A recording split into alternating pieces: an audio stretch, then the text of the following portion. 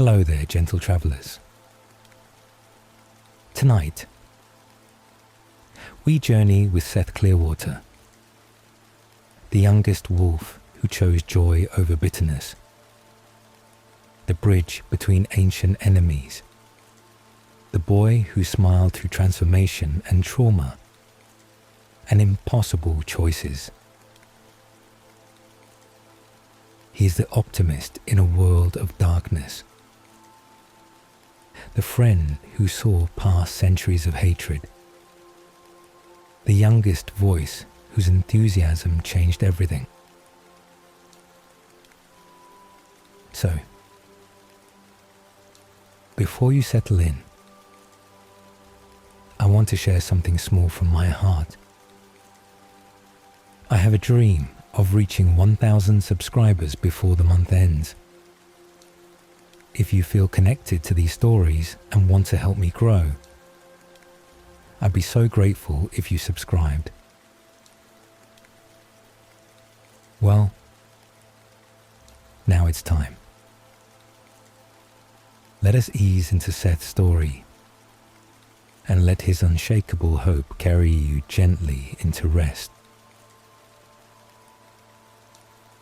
La Push, in the years before everything changed, was a place where Seth Clearwater knew every face, every house, every curve of First Beach, where driftwood logs the size of small cars had been deposited by winter storms and left to silver in the salt air and the persistent dampness that characterized the Pacific Northwest coast.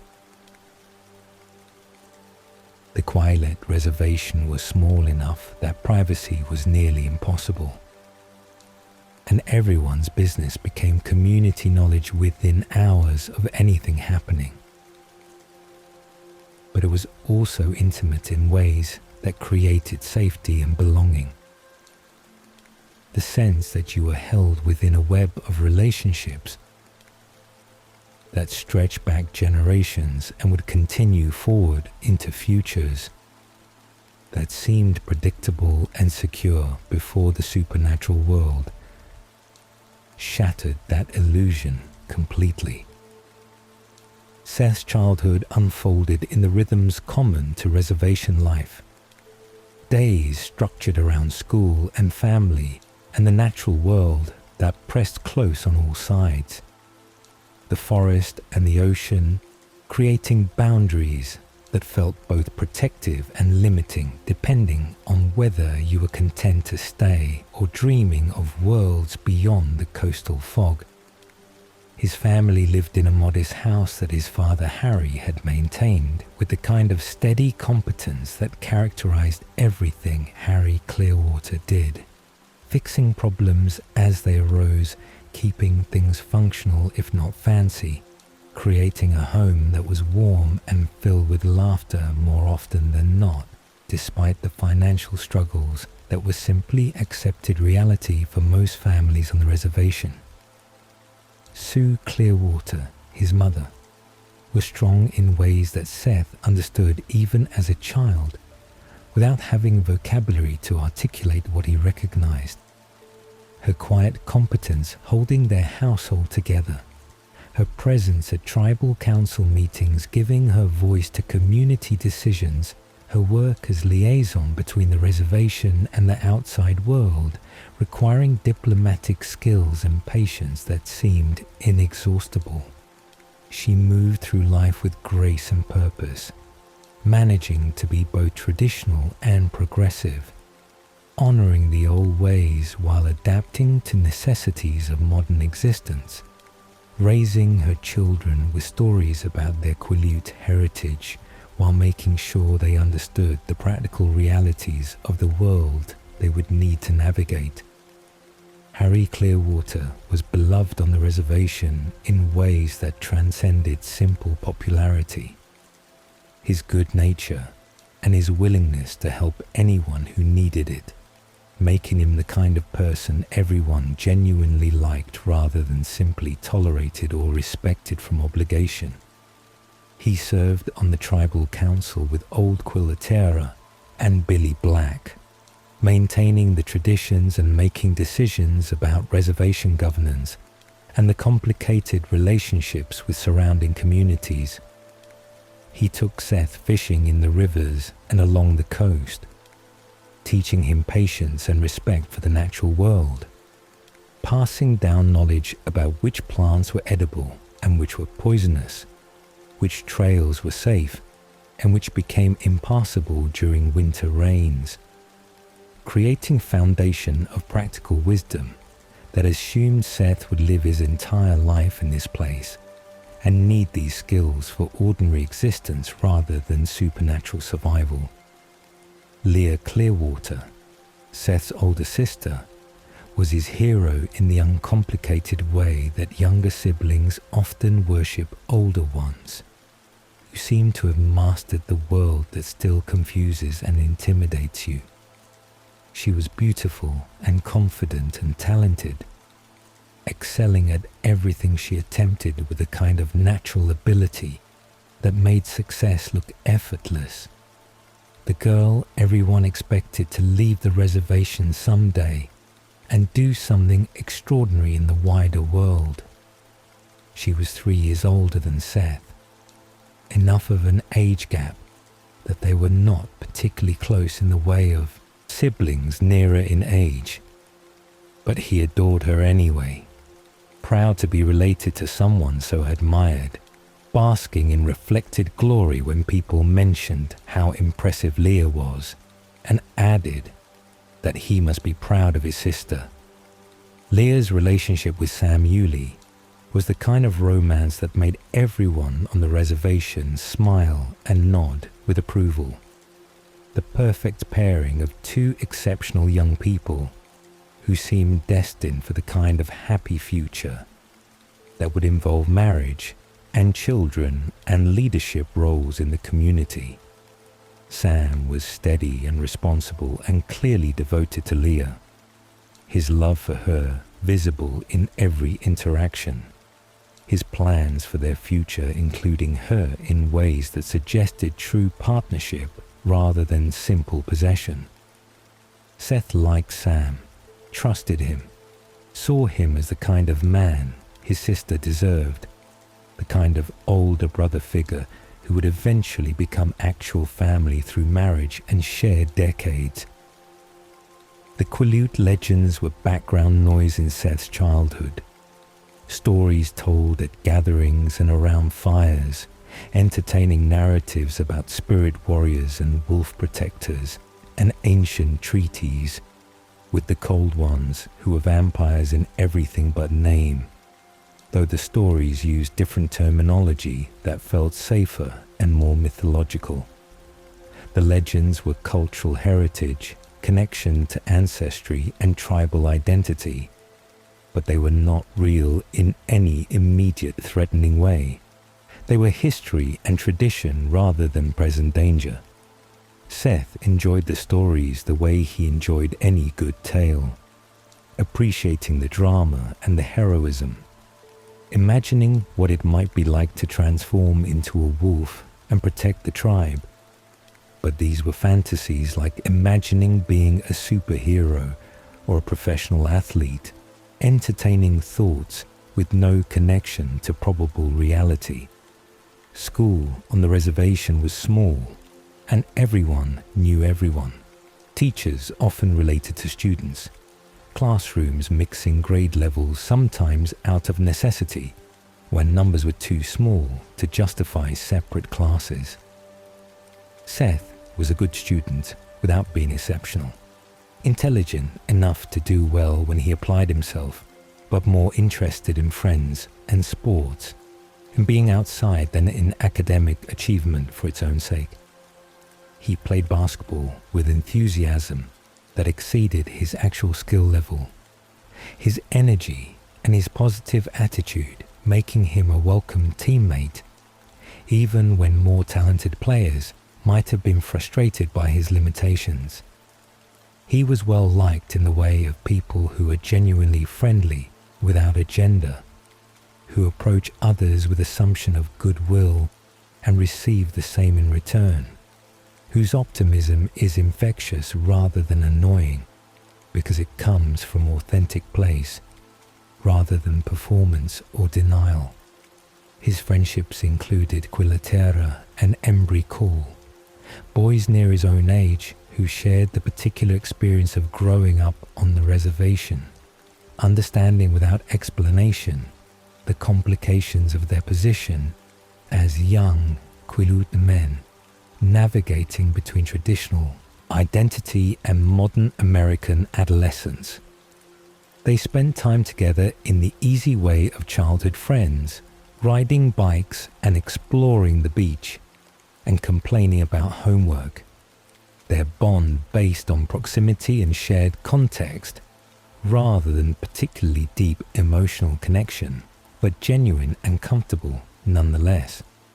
Seth looked up to the older boys too, the ones in his sister's year who seemed impossibly mature and capable.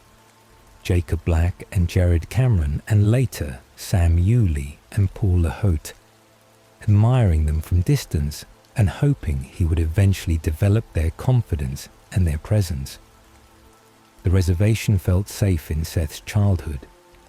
The dangers, mostly ordinary ones like weather and wildlife, and the economic precarity that affected most families but was managed through community support and practical resourcefulness. The forest that pressed close on all sides was familiar rather than threatening, place for exploration and hunting and the kind of freedom that came from knowing the land and being known by it. The ocean was powerful and beautiful and occasionally deadly when winter storms rolled in. But it too was part of the texture of daily life rather than source of existential fear. The outside world intruded sometimes. Tourists passing through on their way to Olympic National Park. Fishing boats from other communities working waters near the reservation. But these were peripheral concerns rather than genuine threats to the rhythms of life Seth had always known. His teenage years were beginning to unfold, with the typical concerns of adolescence, questions about identity and future and relationships starting to complicate the simpler certainties of childhood. Seth was 14 years old when everything began to change, still young enough to not be thinking seriously about what came after high school. Still comfortable with living primarily in the present, rather than constantly planning for uncertain future. He was shorter than he wanted to be, hoping for growth spurt that would let him compete better in basketball, his voice still occasionally cracking in ways that embarrassed him, his body awkward in the way of adolescents who have not quite grown into their changing proportions. He was aware of tensions he did not fully understand, undercurrents in adult conversations that stopped when children entered rooms, his father's health problems that were mentioned carefully and then dismissed, his mother's worry that she tried to hide, but that Seth could sense anyway.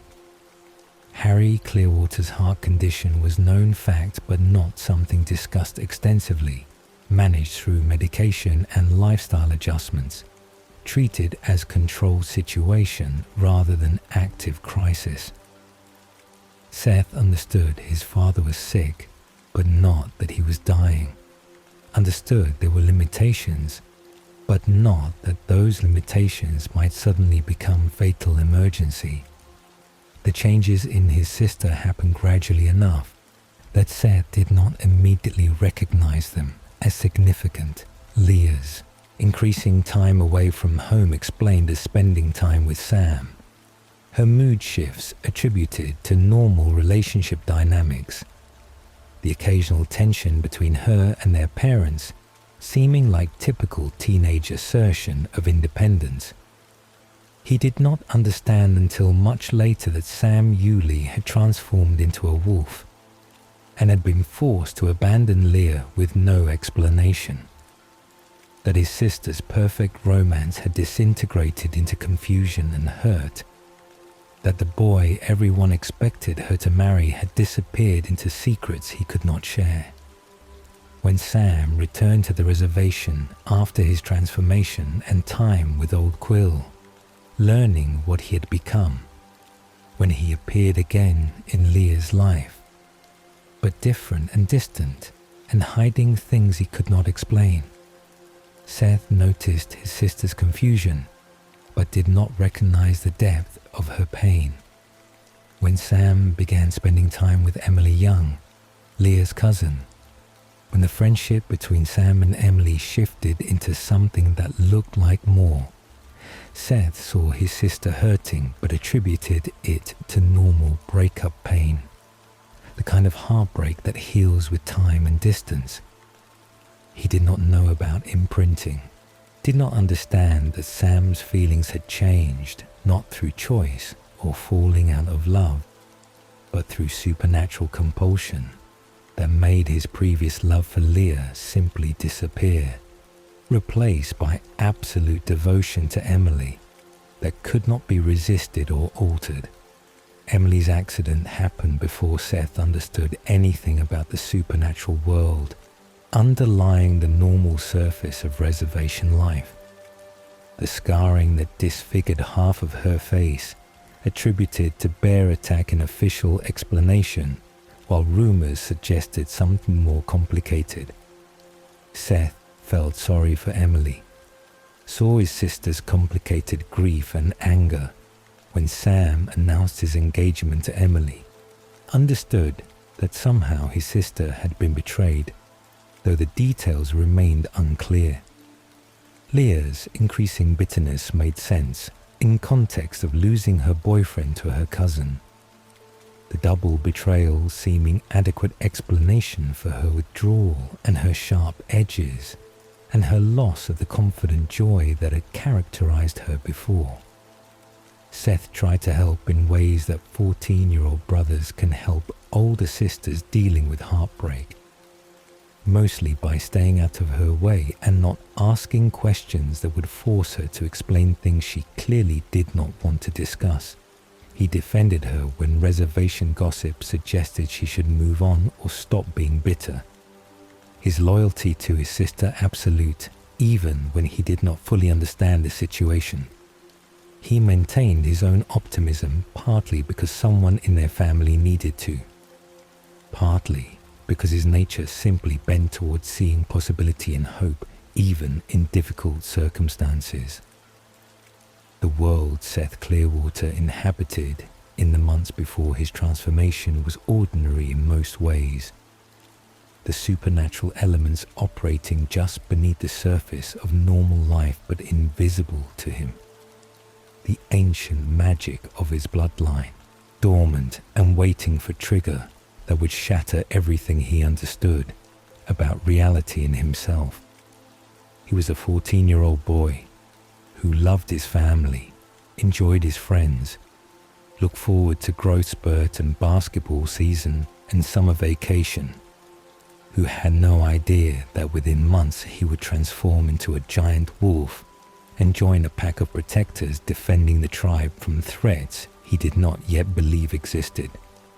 The night Harry Clearwater died began like any other evening in late March, the dampness in the air typical for the Pacific Northwest at that time of year, the kind of pervasive wetness that soaked through clothing and settled into bones, that made the house feel chilled despite the heater running and blankets piled on furniture.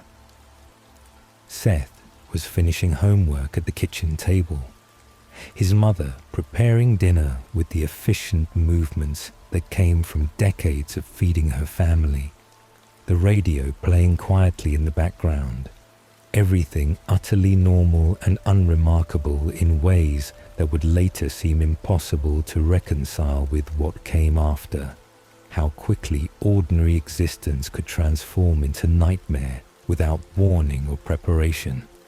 Harry had been at a council meeting with Billy Black and old Quill discussing reservation business that Seth did not pay much attention to, the kind of adult concerns that seemed distant from his teenage world of school and friends and basketball. His father had seemed fine that morning, no different than usual, his heart condition managed and stable, the medication routine and familiar. Nothing suggesting that this day would be different from the hundreds of days before it. Sue was expecting him home by 7 in the evening, had timed dinner accordingly, was beginning to show the first signs of concern when 7:30 passed, and then 8, without Harry calling to explain his delay. The phone call came at 8:15.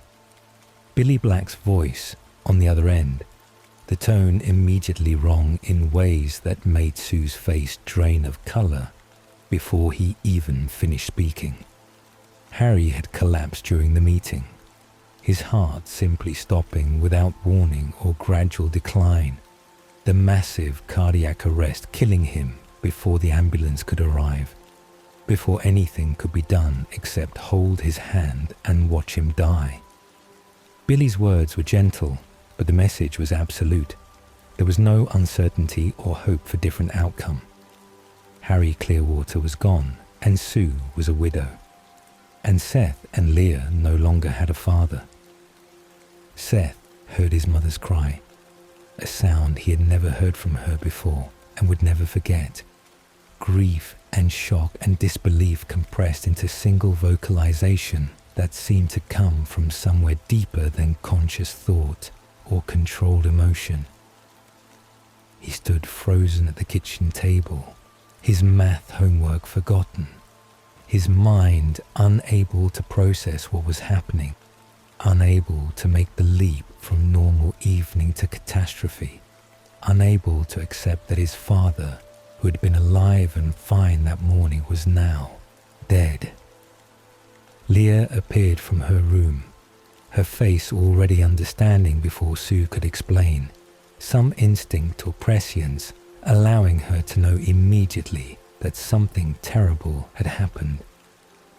The hours that followed blurred together in Seth's memory, time losing its usual structure and coherence, moments of sharp clarity alternating with periods where he seemed to be observing from outside his own body, disconnected from the reality unfolding around him. People arrived at the house, Billy Black and Old Quill, and others from the tribal council. Women from the community bringing food that no one wanted to eat.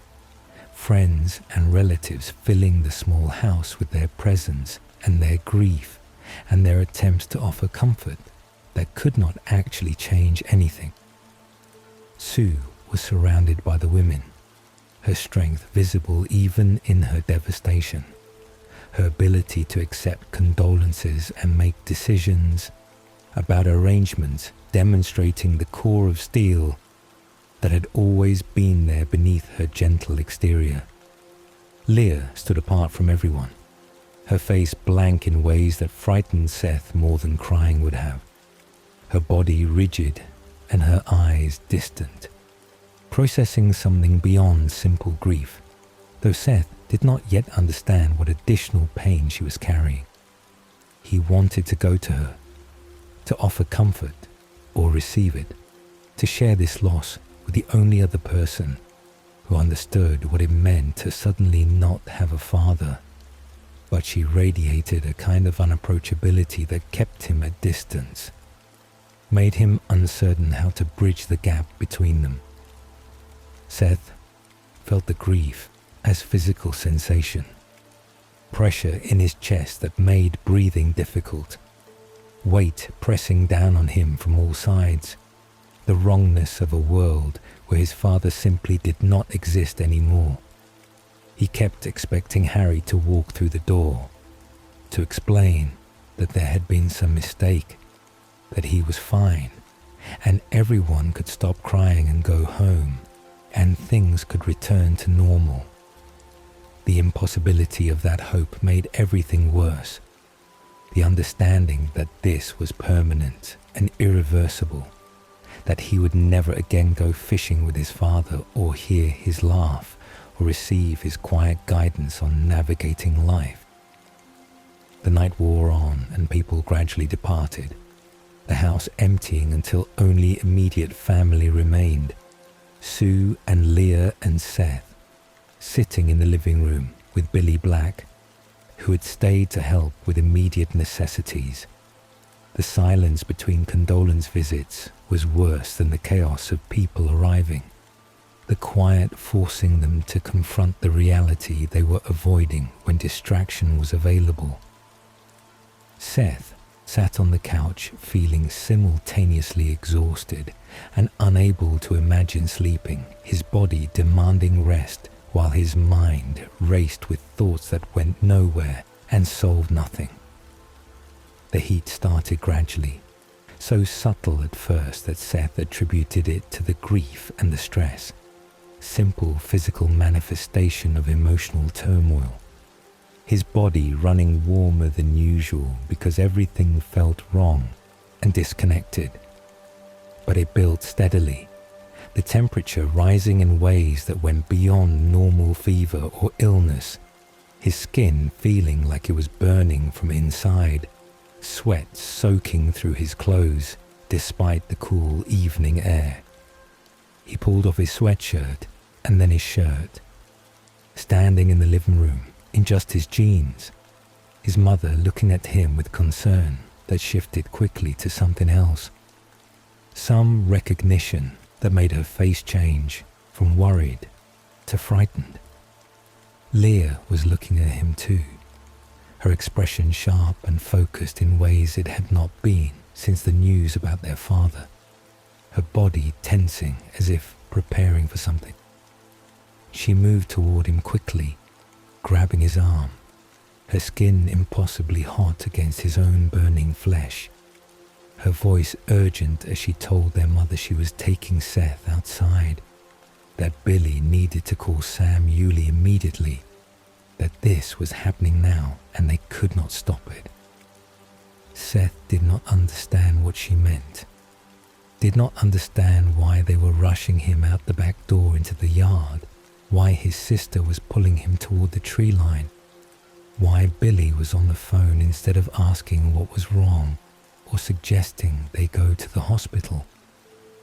The heat intensified with every second, his vision beginning to blur, his muscles cramping and spasming, his bones feeling like they were breaking and reforming, pain crashing through him in waves that made him cry out, despite his attempts to stay quiet and not frighten his mother more than she was already frightened. Leah's voice was in his ear, telling him to breathe, to try to stay calm, explaining that she knew what was happening because it had happened to her, that he was about to transform and she would be there with him, that he was not alone. Her words made no sense. Transformation into what? But then the pain reached crescendo that obliterated thought entirely, his body convulsing as something fundamental changed, as his human form shattered and rebuilt itself into something else entirely. The transformation was agony beyond anything Seth had imagined possible. Every cell of his body rearranging itself, his bones lengthening and reshaping, his muscles tearing and rebuilding larger and stronger, his senses exploding into overwhelming input as human limitations fell away and supernatural enhancement took their place. He felt his face elongating into muzzle, felt claws erupting from his fingers and toes, felt his spine extending and his body dropping to all fours, felt fur covering his skin, and his size increasing until he was a massive creature that shouldn't exist. And then the physical pain of transformation faded, and different overwhelming sensation took its place. Voices flooding his mind, thoughts that were not his own crashing into his consciousness with force that made him stagger. He could hear Leah's thoughts, crystal clear and intimate, in ways that violated every boundary between siblings. Her grief over their father tangled with older, deeper pain. Her rage at Samuel for abandoning her and imprinting on Emily. Her horror at what she had become. Her constant awareness of her pack brother's thoughts about her and her inability to escape or find privacy. He could hear Sam's thoughts too. The alpha giving orders, calling others to come help with a new wolf. His mind disciplined and controlled, but edged with concern and authority that demanded obedience. Seth understood suddenly and completely what had happened. The legends were not stories but reality. He had transformed into giant wolf. He was now part of the pack that protected the tribe from vampires. The cold ones were real and dangerous. Everything he had dismissed as mythology was truth, and he was now bound to it through his bloodline and his transformation. The knowledge came partly from his own understanding and partly from the pack mind. Information flowing between the connected consciousnesses. Years of experience and learning available to him through the thoughts of those who had transformed before him. Paul was there in his mind too, volatile and angry and always on edge of losing control. His thoughts aggressive and violent in ways that frightened Seth. Jared was steadier, confused by the new presence in the pack mind, trying to understand why a 14-year-old had transformed when that was younger than should be possible, younger than anyone in recent memory. Embry was worried, his thoughts reaching towards Seth with concern, recognizing his friend despite the wolf form. Quill was asking questions, trying to understand what had triggered transformation in someone so young. Jacob Black appeared in Seth's mind with particular clarity, his thoughts kind and welcoming despite the chaos, his presence offering stability and guidance, explaining quickly what Seth needed to know about controlling the transformation, about phasing back to human, about managing the overwhelming sensory input and the constant presence of other minds. Jacob's voice in his head was familiar and safe. Connection to childhood friendship that persisted despite supernatural transformation. Anchor point in the disorientation and the terror. Sam's alpha command pressed against Seth's consciousness, the weight of it absolute and compelling, ordering him to stay calm, to listen, to follow Leah's guidance as she helped him navigate the first moments of pack life. Seth wanted to obey, wanted to please the alpha and prove he could handle this, wanted to be brave and strong, despite being terrified and overwhelmed. He tried to focus, tried to sort through the cascade of thoughts and sensations, tried to find his own mind among all the others crowding his consciousness. Leah was beside him in wolf form, her sandy coat darker than his, her size smaller but her presence powerful, her thoughts deliberately focused on helping him rather than dwelling on her own pain for these crucial moments. She showed him how to phase back, how to imagine his human form and let his body follow that image, how to control the transformation through will and visualization, rather than being controlled by it. Seth tried, his first attempts failing as the wolf form felt more natural than human shape in that moment, his body wanting to remain four-legged and powerful rather than return to vulnerable human adolescence. But eventually he managed it, the transformation reversing with slightly less pain than the initial change, his body condensing and reshaping, fur retracting and bones restructuring, until he was kneeling naked in the forest, Leah's human hand on his shoulder, her voice aloud now rather than in his head telling him he did well, that the first transformation was always the worst, that it would get easier with practice. Sam appeared with clothes, his expression serious but not unkind, welcoming Seth to the pack, while also explaining the burden he had just inherited, the responsibility and the danger and the complete disruption of normal life. Seth was shaking, whether from cold or shock, or the aftermath of transformation he could not determine, his body exhausted and strange, his mind reeling from everything that had just happened. His father was dead. He had transformed into a giant wolf.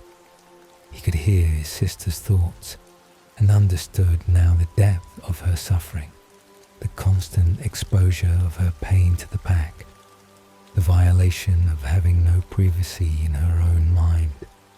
He had joined something ancient and powerful and terrifying, had become protector of the tribe against threats he had not known existed hours earlier, had been thrust into a world of supernatural violence and responsibility, with no preparation or choice.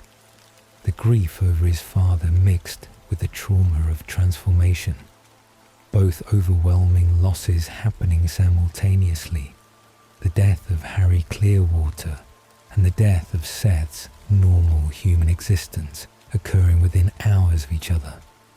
He had lost his father and his humanity in the same night, had gone from ordinary teenage boy to supernatural warrior, while still processing the fact that he would never see his father again, that Harry had died without warning and without Seth getting to say goodbye or tell him he loved him one more time.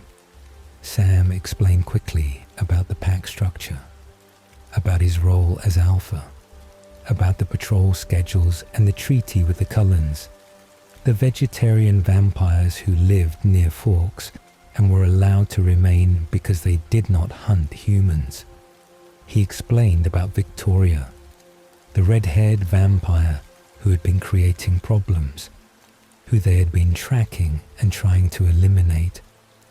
He explained that Seth was bound to the pack now, that he would need to learn control quickly, that he could not return to normal school or normal life until he could phase without the emotional volatility that characterized new wolves.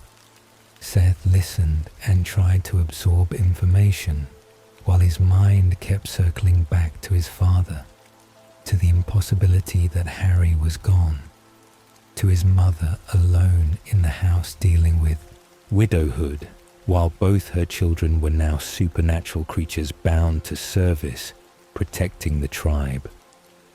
Sue Clearwater had lost her husband, and in the same night discovered that both her children were shapeshifters, that they would face constant danger, that their lives would never be ordinary or safe.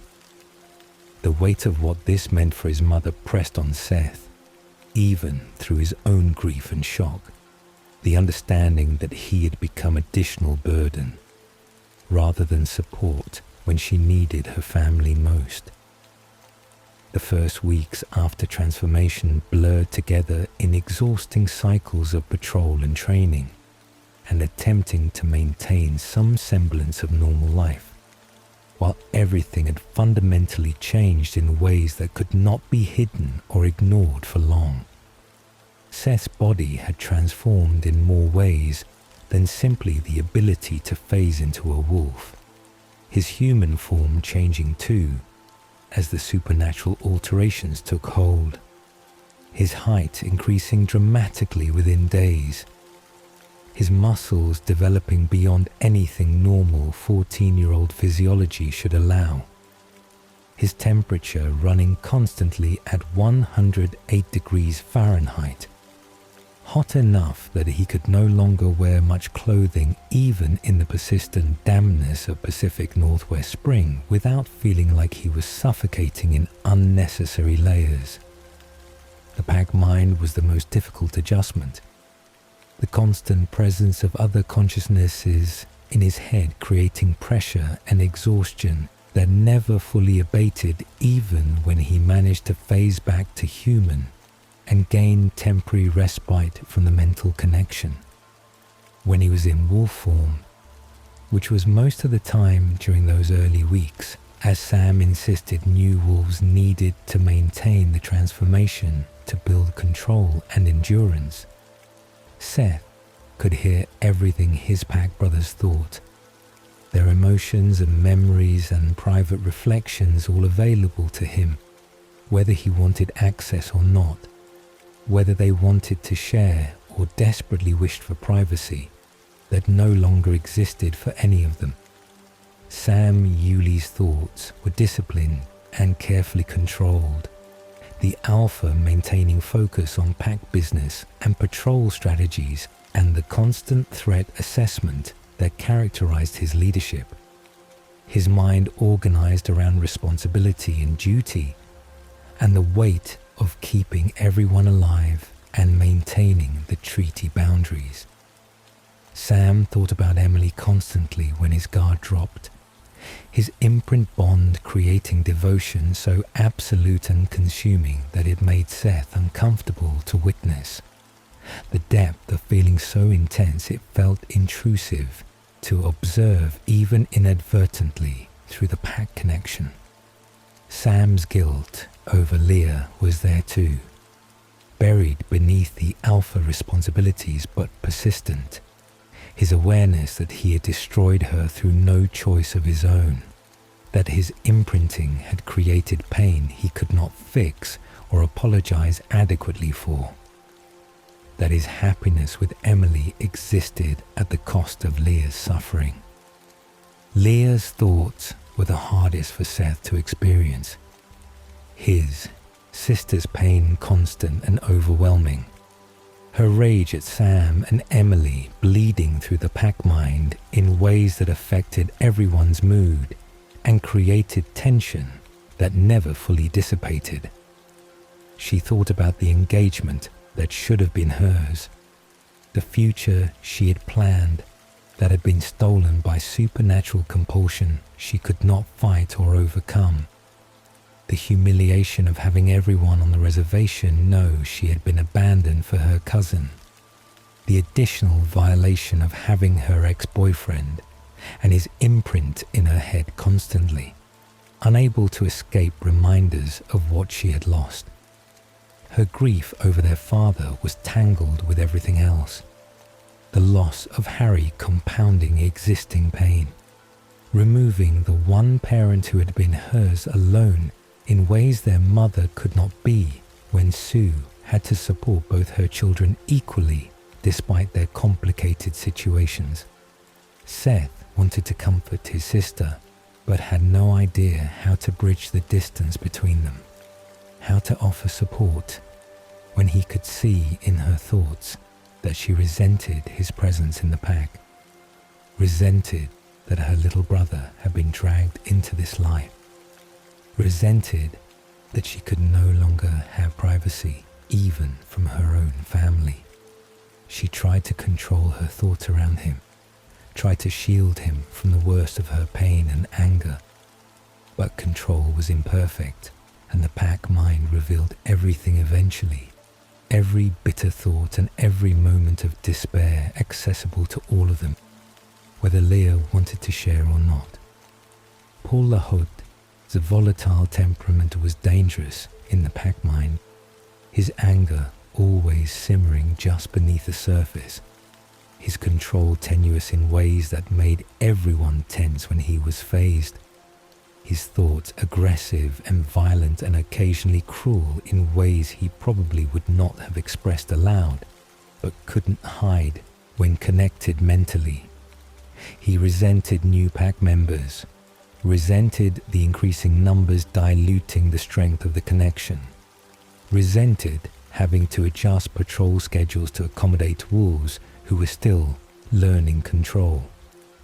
He thought harsh things about Leah that made Seth want to defend his sister, but also made him understand why she was so constantly angry, having to hear Paul's contempt and disgust at her presence in what he considered a male space that she had invaded and contaminated with her female emotions and her heartbreak. Jared Cameron was steadier, his thoughts centered on Kim and his imprint bond, his patrols efficient, but his attention often drifting to his girlfriend, his mind relatively calm compared to Paul's volatility, or Leah's rage, or Sam's weighted responsibility. He was kind to Seth in ways that helped, his thoughts welcoming rather than resentful, his recognition that none of them had chosen this life making him more patient with new wolves, still learning the basics of patrol patterns and vampire scent tracking. Embry Call remained Seth's friend, even through the strangeness of the pack connection. His thoughts familiar and comfortable, his presence in the mental link feeling like extension of their childhood friendship rather than violation of privacy. Embry worried about Seth sometimes, concerned that 14 was too young for this responsibility, that the trauma of losing Harry and transforming in the same night might have damaged something essential. But he also had faith in Seth's resilience, his observations noting that Seth's optimism persisted despite circumstances that should have crushed it, that the youngest wolf was adapting with grace that impressed the older pack members even when they did not say so aloud. Quilatiera had imprinted on Claire Young, Emily's niece, a 2-year-old child, which created complicated situation that no one quite knew how to process or discuss comfortably. His thoughts were focused on protection rather than romance. The imprint bond with someone so young manifesting as absolute devotion to her well-being and her future. His entire existence reorienting around someone who would not be old enough to understand or reciprocate for more than a decade. Quill's presence in the pack mind was gentle and patient, his natural good humor surviving the strangeness of his situation, his friendship with Seth uncomplicated by the age difference or the pack hierarchy. Jacob Black was Seth's favorite pack brother, the one whose thoughts felt most aligned with his own perspective, whose kindness and humor and fundamental decency made the pack mind less oppressive when Jacob was phased. Jacob thought about Bella Swan constantly, his love for her complicated by her relationship with Edward Cullen, his pain over her choices mixing with his attempts to respect her autonomy, his hope that she would eventually recognize that she belonged with him rather than with the vampire who was slowly pulling her away from her humanity. Jacob's thoughts about the Cullens were conflicted. Hatred for what they were mixing with reluctant respect for their discipline and their adherence to the treaty. His instinctive vampire revulsion warring with his recognition that they were not like other vampires, that their choice to feed on animals rather than humans made them different even if it did not make them safe. The training focused on vampire hunting, learning to track their scent, which was sickly sweet and wrong in ways that triggered immediate revulsion, learning to fight in coordinated attacks that used pack mind advantage to anticipate and counter vampire speed and strength, learning the territorial boundaries and the treaty line that separated Cullen land from Quileute land. Sam drilled them constantly on the importance of the treaty, the agreement made decades earlier that allowed the Cullens to remain in Forks as long as they never bit a human, never transformed someone into vampire, never crossed onto reservation land. The treaty was sacred, Sam's thoughts emphasized. The peace it maintained protecting both the tribe and the Cullens from war that would devastate both sides. Seth learned quickly, despite his youth and inexperience, his natural athleticism translating well to wolf form, his ability to follow instructions and work cooperatively making him valuable pack member, even as the youngest and least experienced. He discovered he was faster than most of the others, despite being smaller than Paul or Sam or Jacob, his wolf form built for speed rather than pure strength. His movements agile and his reflexes excellent. Sam noticed this in his thoughts, filing away information about each wolf's strengths and weaknesses, building mental catalogue of who was best suited for which patrol assignments and combat roles. The patrols happened in rotating shifts, wolves phasing to run the boundaries and track for vampire scent, maintaining constant surveillance of the territory and the treaty line.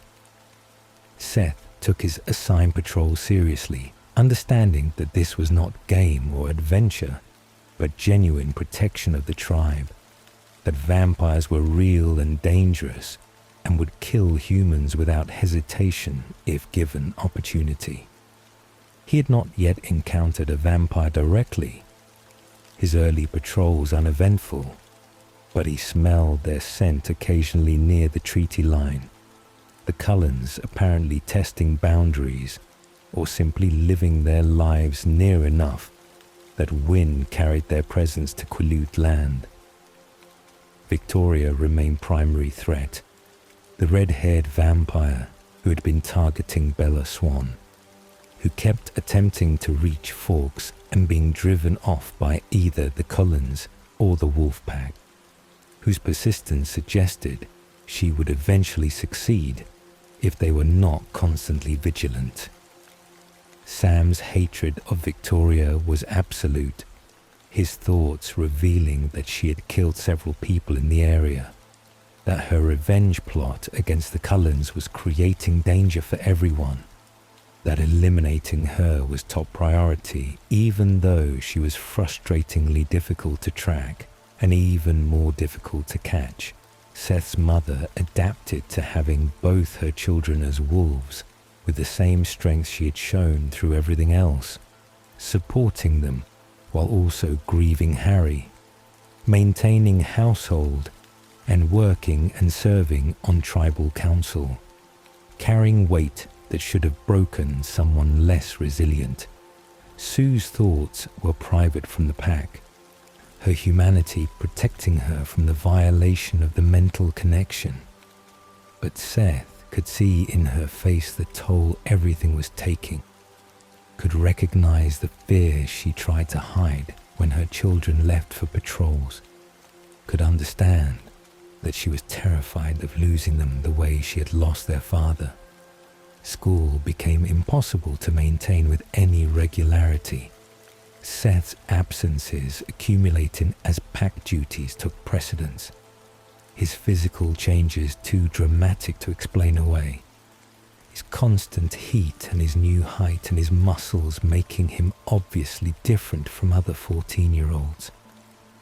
The tribe made arrangements to continue his education through alternative means, understanding as they always had that some young people transformed and their lives had to accommodate that reality, that protecting the tribe took precedence over conventional education, even though everyone understood this meant limited futures and restricted opportunities for those bound to the pack.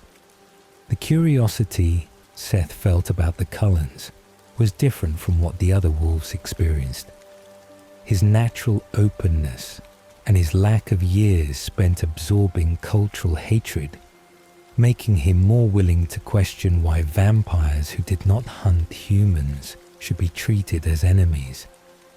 He heard the stories through the pack mind, Sam's memories of meeting Carlisle Cullen at the treaty line, the doctor who led the coven and who spoke with courtesy and respect, who had negotiated the treaty expansion that allowed the Cullens to remain in the area as long as they maintained their animal diet and never bit humans.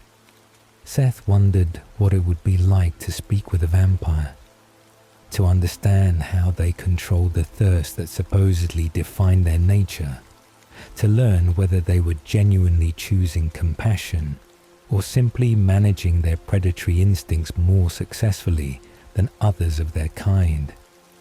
The other wolves found Seth's curiosity about the Cullens disturbing, their thoughts showing discomfort with his lack of proper hatred, their concern that he did not feel the visceral revulsion that characterized their own responses to vampire scent and vampire presence. Paul particularly disliked Seth's openness, his thoughts suggesting that the youngest wolf was naive and dangerous, that his willingness to question pack dogma would eventually cause problems. But Jacob understood, his own conflicted feelings about the Cullens making him more sympathetic to Seth's questions. His recognition that hatred based on species rather than individual action was perhaps not the most rational or fair approach to the complicated reality of vampires who chose not to kill humans. Seth's optimism became something the pack both appreciated and found incomprehensible. His ability to maintain positive outlook despite losing his father and transforming and carrying his sister's pain in his head, making him an anomaly among wolves who struggled with rage and grief and the violation of forced pack connection.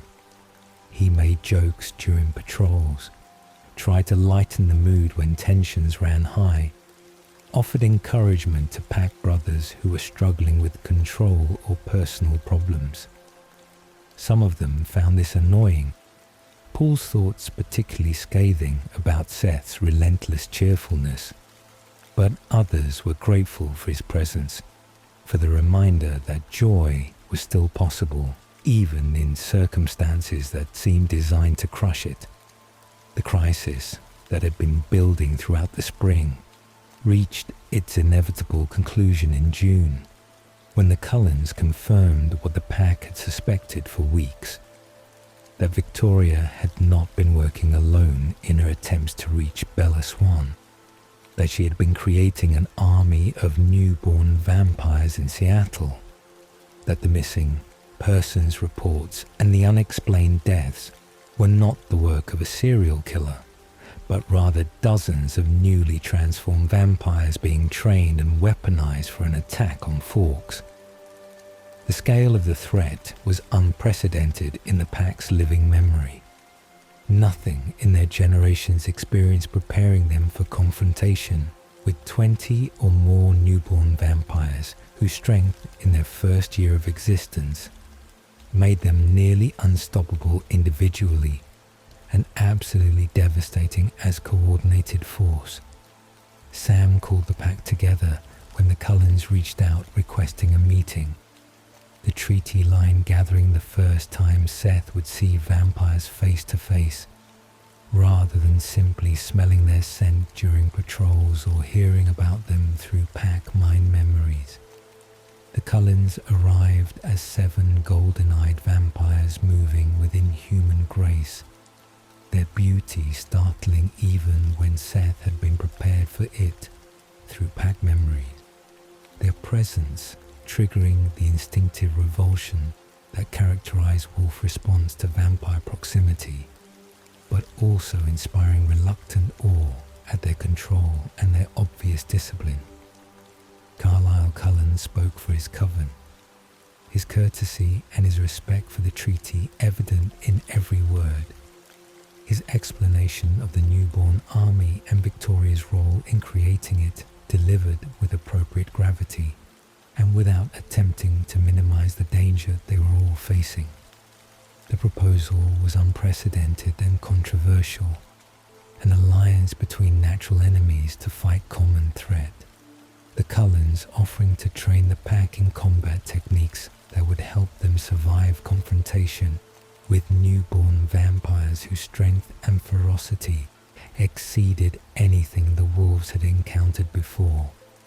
Sam's thoughts were conflicted, his hatred of vampires warring with his responsibility to keep his pack alive, his recognition that pride and principle would not matter if they were all dead, his ultimate decision to accept the training offer based on pragmatic calculation, rather than any softening of his fundamental revulsion toward the Cullens. The training session happened on neutral ground near the treaty line. Jasper Whitlock demonstrating combat techniques with precision that revealed centuries of experience, his expertise in newborn warfare coming from dark past. He clearly regretted but could not change or erase. The pack watched in wolf form, their minds connected and sharing observations, their unified consciousness allowing them to learn more quickly than individual instruction would permit. Jasper explained newborn behavior, their incredible strength offset by complete lack of control, their tendency to rely on force rather than strategy, their vulnerability to coordinated attacks that use their aggression against them. He demonstrated how newborns fought, their movements powerful but predictable, their rage making them exploitable if you could maintain discipline and work together rather than engaging them individually. Seth was fascinated in ways that disturbed some of his pack brothers, his attention completely focused on Jasper's explanations, his natural curiosity overriding the instinctive revulsion, his thoughts full of questions about vampire nature and newborn transformation, and the Cullens' choice to feed on animals rather than humans. Edward Cullen noticed Seth's interest, his gift of reading minds allowing him to hear Seth's thoughts despite the pack connection, usually shielding wolf minds from vampire telepathy, his expression showing surprise and something that might have been appreciation for Seth's openness and genuine lack of hatred. Edward's thoughts were not accessible to the pack, but his body language suggested he found Seth's perspective refreshing. The youngest wolf's curiosity and friendliness standing in stark contrast to the barely controlled hostility radiating from most of his pack brothers. The other Cullens were equally striking in their individual ways. Emmett massive and jovial despite the serious circumstances, his size rivaling the larger wolves, his obvious strength making him formidable opponent even without vampire speed and invulnerability.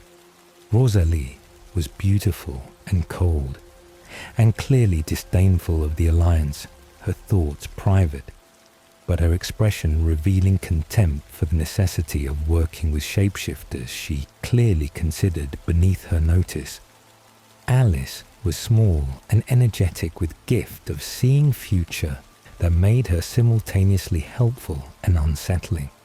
Her predictions guiding strategy, but also raising questions about free will and predestination that made Seth's head hurt when he thought about implications too carefully. Esme was maternal and kind in ways that seemed impossible for predator species, her gentle presence softening the edges of the tense gathering, her obvious love for her family visible in every glance and gesture.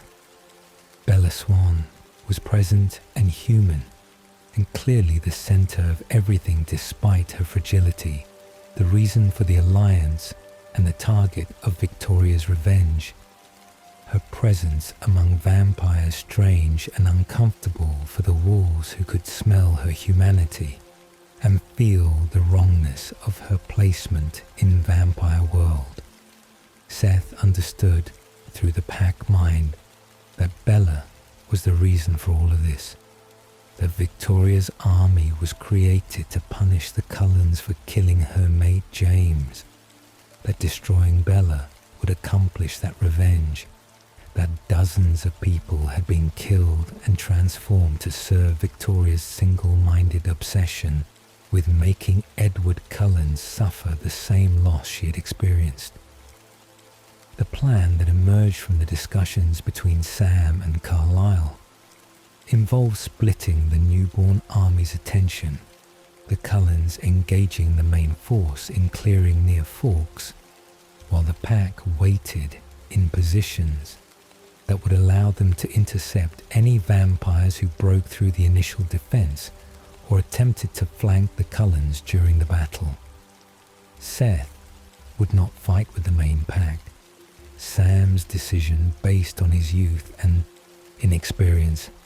His assignment instead to remain with Bella and Edward in mountain campsite far from the battlefield, protecting her from Victoria, who would almost certainly avoid the main confrontation and attempt to reach Bella directly, while the Cullens were occupied with destroying the newborn army.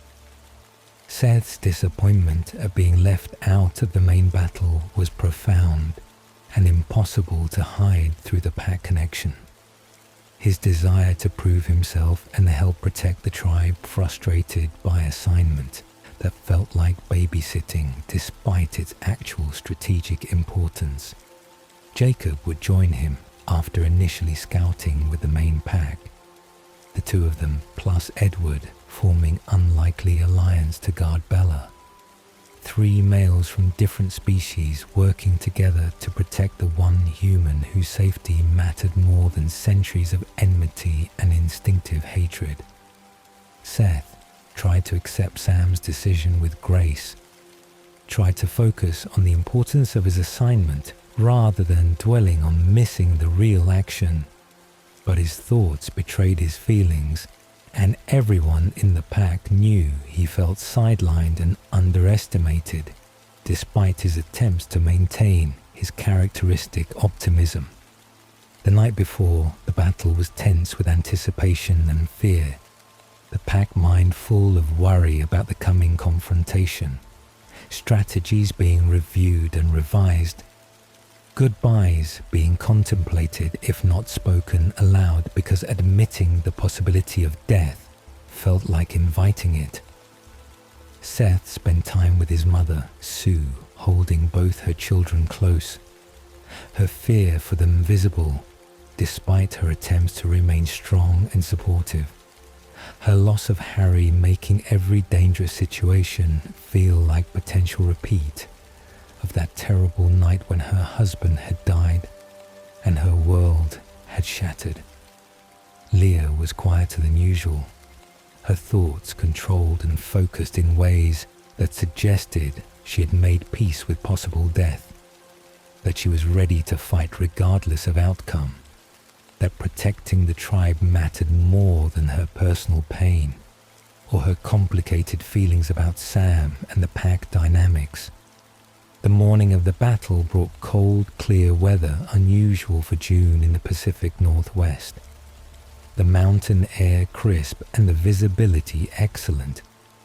Conditions that would favor the fighters, but also make hiding difficult if the battle went poorly and retreat became necessary. Seth and Jacob accompanied Edward and Bella to the mountain meadow, where she would wait out the confrontation, the location carefully chosen to be far enough from the main battlefield that the newborn army would not accidentally discover her, but close enough that Edward could monitor what was happening through his telepathy and adjust their defense if circumstances changed or if Victoria's strategy proved different than anticipated. The waiting was excruciating. Seth pacing the perimeter in the wolf form, his sandy fur darker in patches where his nervousness manifested in irregular phasing that he could not quite control.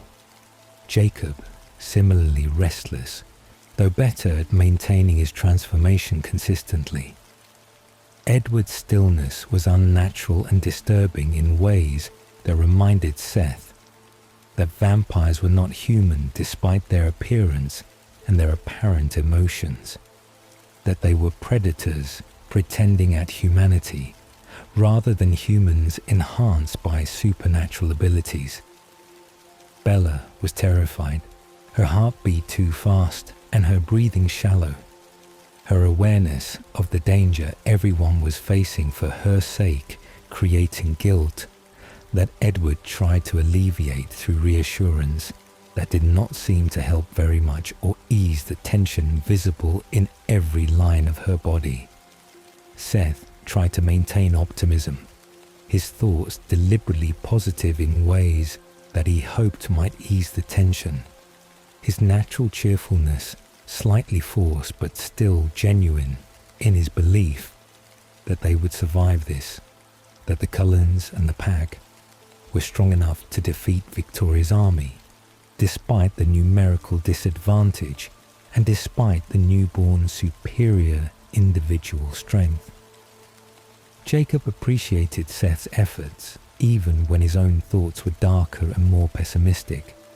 His fear for Bella and his hatred of the situation she'd been placed in making him angry in ways that simmered constantly beneath his surface calm.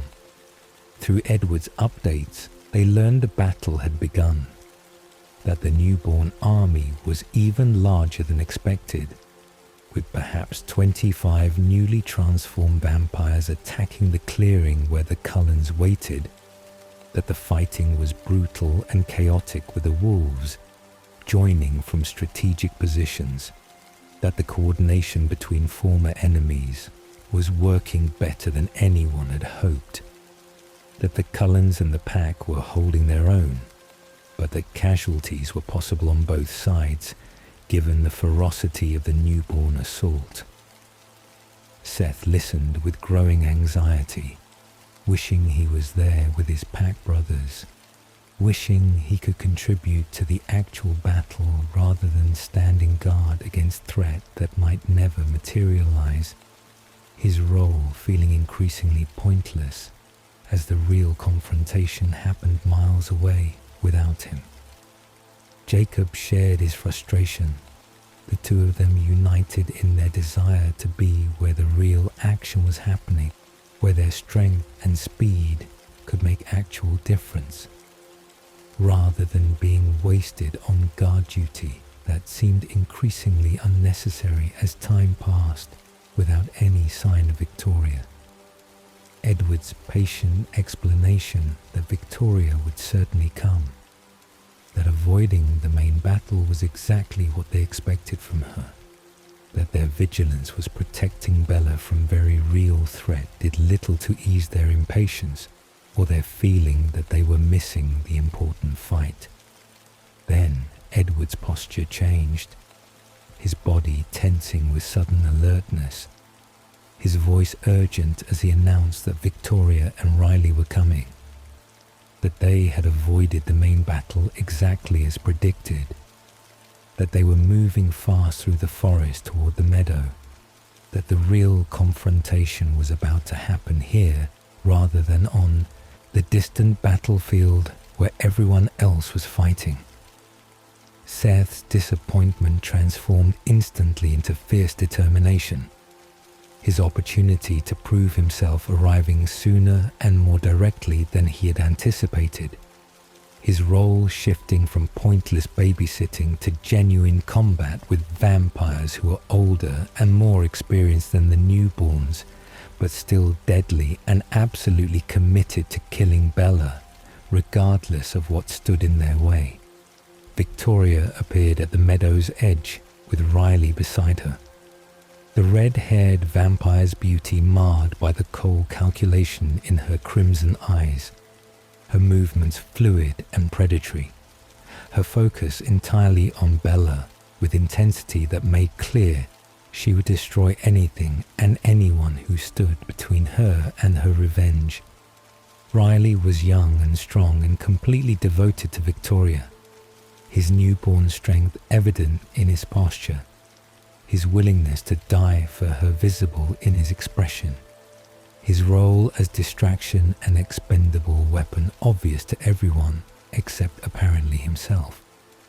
Edward moved to intercept Victoria while Seth positioned himself to block Riley, the sandy-coloured wolf smaller than Jacob but faster and more agile, his lack of experience offset by enthusiasm and determination to protect Bella and prove that Sam's doubt about his capabilities was unfounded. Jacob moved to support Edward, the two of them working together against Victoria, whose strategy and experience made her far more dangerous than Riley. Despite his superior strength, Riley attacked with newborn strength and speed, his vampire nature making him faster than human eye could follow, his movements covering ground in fractions of seconds, his first-year transformation giving him power that should have overwhelmed a wolf as young and inexperienced as Seth. But Seth was quick, his smaller size making him harder to hit, his reflexes excellent and his coordination better than Riley expected from teenager who had been a wolf for only months. His ability to anticipate attacks through reading Riley's body language and movement patterns, allowing him to dodge strikes that would have severely injured or killed him if they had connected solidly. The fight was vicious and terrifying, Riley's strength evident in every blow that Seth managed to avoid or deflect, the vampire's determination to reach Bella and complete Victoria's revenge driving him to take risks that a more experienced fighter would have avoided. His newborn lack of control making him powerful, but also predictable in ways that Seth could exploit. Seth held his ground despite the danger, despite Riley's superior strength, despite his own fear and his awareness that one mistake could be fatal, that vampire strength could break bones and tear flesh in ways that even wolf healing might not be able to repair quickly enough to prevent death. He bit and clawed whenever opportunity presented itself, his attacks doing damage that would have killed human instantly, but only slowed Riley temporarily, vampire resilience making them nearly impossible to destroy without complete dismemberment or fire to prevent regeneration. The taste of vampire flesh was revolting, the sweetness wrong and unnatural, triggering deeper revulsion than simple scent ever had. But Seth ignored his disgust and focused on the fight, on keeping Riley away from Bella, on surviving long enough for help to arrive if he could not win alone. Edward was fighting Victoria with lethal precision, centuries of experience giving him advantage despite her desperation and her rage. His ability to read her thoughts, allowing him to anticipate her strategies and counter them before she could execute them effectively. Jacob supported the attack, his massive black wolf form working in coordination with Edward in ways that should have been impossible given their natural enmity. But that functioned smoothly through shared determination to protect Bella and destroy the threat she represented. Riley made critical mistake in his single-minded focus on reaching Bella, his determination to complete his mission, making him careless in his defense, his assumption that Seth was simply obstacle to be overcome, rather than genuine threat leaving him vulnerable to attack that more cautious fighter would have avoided or anticipated. Seth seized the opportunity when Riley overextended in attempt to get past him, his jaws closing on the vampire's arm with crushing force, tearing it free in spray of venom that burned his mouth. The dismemberment devastating Riley's combat effectiveness, even though he continued fighting with the remaining arm and his legs.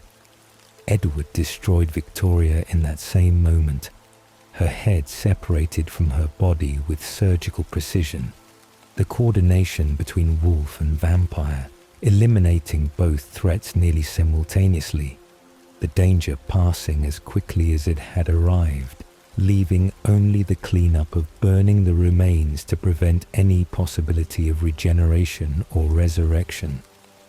Seth was injured, Riley's attacks having connected more often than he had realized in the adrenaline and chaos of combat. His ribs bruised or cracked, his shoulder torn where vampire strength had finally broken through his defenses. His body hurt in ways that would require Carlyle's medical attention once the doctor returned from the main battlefield. But he was alive and victorious, and had proven that youth and inexperience could be overcome through determination and speed and willingness to take risks that more cautious fighters might avoid. That Sam's decision to leave him out of the main battle had been wrong about his capabilities, even if understandable given his age. The weeks following the newborn battle brought uneasy peace and growing tension in different measure. The immediate threat eliminated, but underlying conflicts surfacing with intensity that had been suppressed during the crisis, when unity was necessary for survival. Seth's injuries healed quickly with wolf regeneration. Carlyle's treatment ensuring no permanent damage despite the severity of the wounds Riley had inflicted. The doctor's gentleness and expertise during the medical care, reinforcing Seth's growing conviction that vampires who chose compassion were fundamentally different from the monsters the legends described. The pack's respect for Seth increased after his victory over Riley, even Paul acknowledging through grudging thoughts that the youngest wolf had proven himself capable despite his age and inexperience, that his assignment to guard Bella had turned out to be crucial rather than peripheral to the battle's success. But the alliance with the Cullens that had seemed natural and necessary during the newborn crisis began to feel wrong to some pack members once the immediate danger passed. The instinctive revulsion toward vampires reasserting itself now that cooperation was no longer required for survival. Sam's thoughts revealed increasing discomfort with the Cullens' continued presence in Forks, his alpha instincts demanding he protect the tribe from all vampire threats, regardless of their dietary choices or their adherence to treaty terms. His awareness that Bella Swan's planned transformation into vampire would represent treaty violation that could not be ignored or forgiven. Bella's engagement to Edward Cullen and her decision to become vampire created crisis that divided the pack along philosophical lines that had existed beneath the surface but had not previously demanded resolution or confrontation. The wedding was planned for August, the transformation to follow shortly after. Bella's mortality ending and her vampire existence beginning in ways that some pack members viewed as abomination and betrayal. The willing acceptance of vampire nature seeming worse somehow than forced transformation. The choice to abandon humanity for immortality with the Cullens, representing rejection of everything the pack existed to protect. Jacob's pain over Bella's choices was constant presence in the pack mind whenever he was phased. His love for her and his certainty that she was making terrible mistake creating anguish that affected everyone connected to his thoughts. His inability to accept her decision, leading to increasingly frequent absences as he ran alone in wolf form for days at a time, trying to escape feelings that followed him regardless of how far or fast he traveled. Seth understood Jacob's suffering, even though he could not fully comprehend the depth of imprint-level devotion. His friendship with Jacob making him sympathetic to pain he witnessed through the pack connection. His desire to help frustrated by the reality that nothing he could say or do would change Bella's choice or ease Jacob's heartbreak. The wedding happened in early August despite Jacob's absence, and despite the pack's collective discomfort with the event. The Cullens hosting elaborate ceremony that celebrated union between vampire and human in ways that seemed to mock the natural order and the boundaries that should exist between species. Seth did not attend, Sam's orders keeping the pack away from the celebration. The Alpha's thoughts revealing his hope that perhaps Bella would change her mind at the last moment, that perhaps seeing Jacob's pain would make her reconsider the transformation she was choosing, that perhaps some disaster would prevent the marriage and the vampire transformation that would inevitably follow. But Bella married Edward and left for honeymoon, and returned weeks later carrying something impossible, pregnant with hybrid child that should not exist, that violated every understanding of vampire nature and reproduction, that created new crisis far more complicated than simple treaty violation. The pregnancy was killing Bella, her human body unable to sustain the rapidly growing fetus that was part vampire and part human, that had strength and growth rate incompatible with human gestation, that would certainly kill her if carried to term, but that she refused to abort despite the danger, because she wanted Edward's child more than she wanted her own survival. Jacob returned to the pack. When he learned about Bella's pregnancy, his horror and his desperate desire to save her from the thing killing her inside her own body, creating determination that overrode his previous despair, his hope that perhaps the pregnancy would change her mind about transformation, that perhaps she would choose to remain human if they could find a way to end the pregnancy safely. But Bella refused all arguments and all pleas. Her determination to have the baby absolute despite the medical certainty that the birth would kill her, despite Jacob's begging and the Cullens' concern and the pack's unified certainty that she was choosing death over life, destruction over survival. Sam's response to the pregnancy was immediate and uncompromising.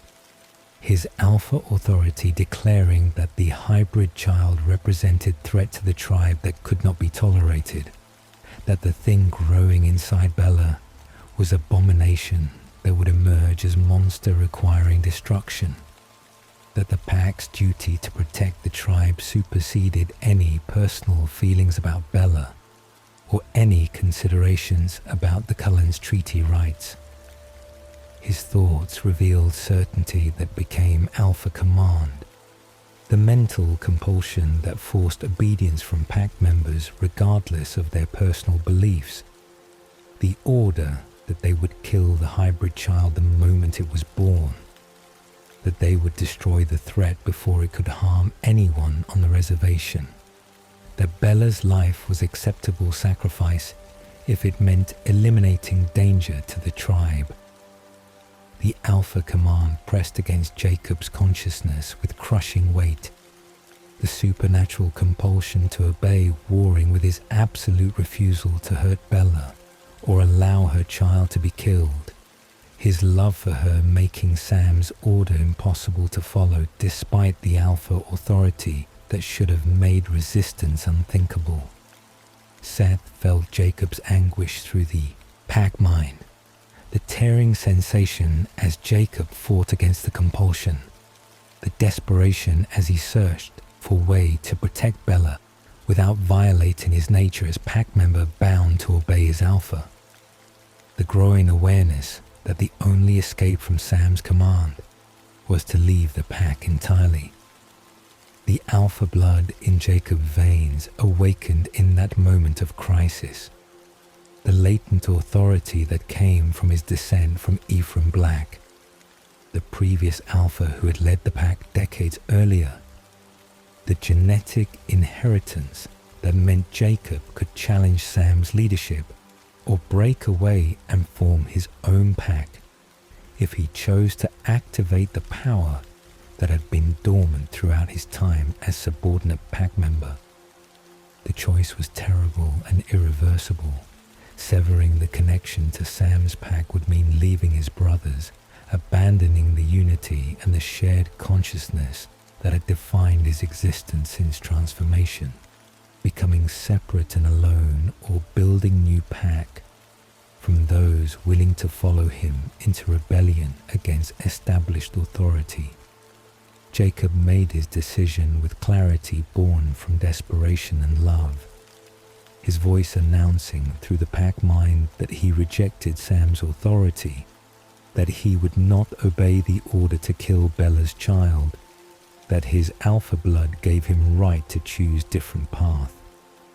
The sensation of Jacob's transformation from subordinate to alpha was overwhelming in the pack connection, power flooding through him and reshaping the mental bonds, his consciousness suddenly separate and independent, the link to Sam's pack severing with pain that felt like amputation, the unified mind fragmenting as Jacob pulled himself free and stood alone for the first time since his transformation. Seth understood immediately and completely what Jacob had done and why he had done it. The rightness of protecting Bella and her child, overriding any loyalty to Sam's pack, or any consideration for the consequences of rebellion. His choice came without hesitation or doubt, his mental presence joining Jacob's before anyone could speak or question. His allegiance shifting from Sam to Jacob with certainty that felt inevitable and correct despite the magnitude of what he was choosing. Despite his awareness that leaving Sam's pack meant abandoning his connection to most of his pack brothers, meant potential permanent separation from the wolves he had trained with them fought beside, meant following Jacob into unknown future with no guarantee of safety or success. Leah's decision shocked everyone, including Seth, who had not imagined his sister would choose to leave Sam's pack given her complicated history with the Alpha and her general bitterness about pack life. But Leah's thoughts, as she made the choice, revealed motivations Seth had not fully understood. Her desperate need to escape the constant presence of Sam and Emily in her head, her desire for fresh start away from the pack that pitied her or resented her presence, her recognition that Jacob's smaller pack would offer privacy impossible in Sam's larger group, her grudging respect for Jacob's courage in defying Sam to protect someone he loved. She joined them with defiance in her thoughts, her presence in the new pack both gift and challenge, her strength and experience valuable, but her pain and her sharp edges making her difficult packmate. The three of them stood together in wolf form, their minds connected in new pack bond that felt different from Sam's pack, smaller and more intimate and somehow cleaner without the weight of 8 or 9 consciousnesses pressing against each other constantly. Jacob's alpha authority settled over them with surprising gentleness, his leadership style already revealing itself as different from Sam's more rigid control, his awareness of Seth's youth and Leah's pain making him careful in how he used the power that came with his bloodline and his choice to activate his inheritance. Sam's fury was terrible and immediate, his thoughts in the severed connection revealing betrayal and rage that his own pack members would choose rebellion, that Jacob would use his alpha blood to steal wolves away, that Seth and Leah would abandon their brothers and their duty to the tribe for sake of protecting vampire hybrid that represented everything they should be fighting against. The confrontation between the two packs happened at the treaty line near the Cullen house. Sam's wolves positioned to attack while Jacob's small pack stood guard over Bella and the hybrid child she carried. The tension absolute as former pack brothers faced each other as potential enemies, as family bonds stretched and threatened to break under the weight of conflicting loyalties and incompatible commands.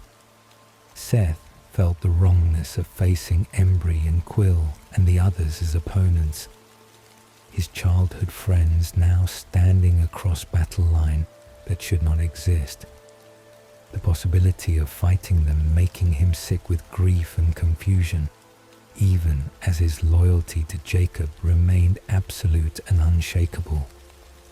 The standoff lasted for terrible minutes, while Sam assessed whether he could win the fight despite Jacob's alpha status, and despite the Cullens, who would certainly join the battle if Sam's pack attacked, his calculations weighing the cost of warfare against the importance of destroying the hybrid threat. The resolution came through unexpected source: Sam's recognition of Jacob's imprint bond with the unborn child, the supernatural connection that Jacob had not consciously chosen, but that had formed anyway during his time protecting Bella, the imprint that made the hybrid child sacred and untouchable under the laws that govern their kind. Sam's horror at the imprint was evident in his thoughts, his revulsion at Jacob's bond with something not yet born, not fully human, not fully vampire, but his acceptance of the imprint's reality was absolute, because pack law gave the imprint holder complete authority over decisions regarding their imprint's welfare and safety. The immediate crisis passed as Sam withdrew his pack with reluctant acknowledgement that he could not order the hybrid's destruction, while Jacob's imprint protected it. But the division remained permanent and painful. The pack split into two groups that would patrol separately and maintain different territories and no longer share the unified consciousness that had been fundamental to their identity as wolves. Seth's choice to follow Jacob meant accepting smaller pack and more dangerous assignments, and the constant awareness that he had abandoned his former pack brothers, even if he believed his choice was right and necessary and aligned with his values of protecting the innocent, regardless of their origins or their nature. The weeks following the pack split brought Seth into daily proximity with the Cullens in ways that should have felt wrong or dangerous, but instead felt surprisingly natural. His position as member of Jacob's pack, meaning he spent most of his time at the Cullen house helping guard Bella during the increasingly difficult pregnancy.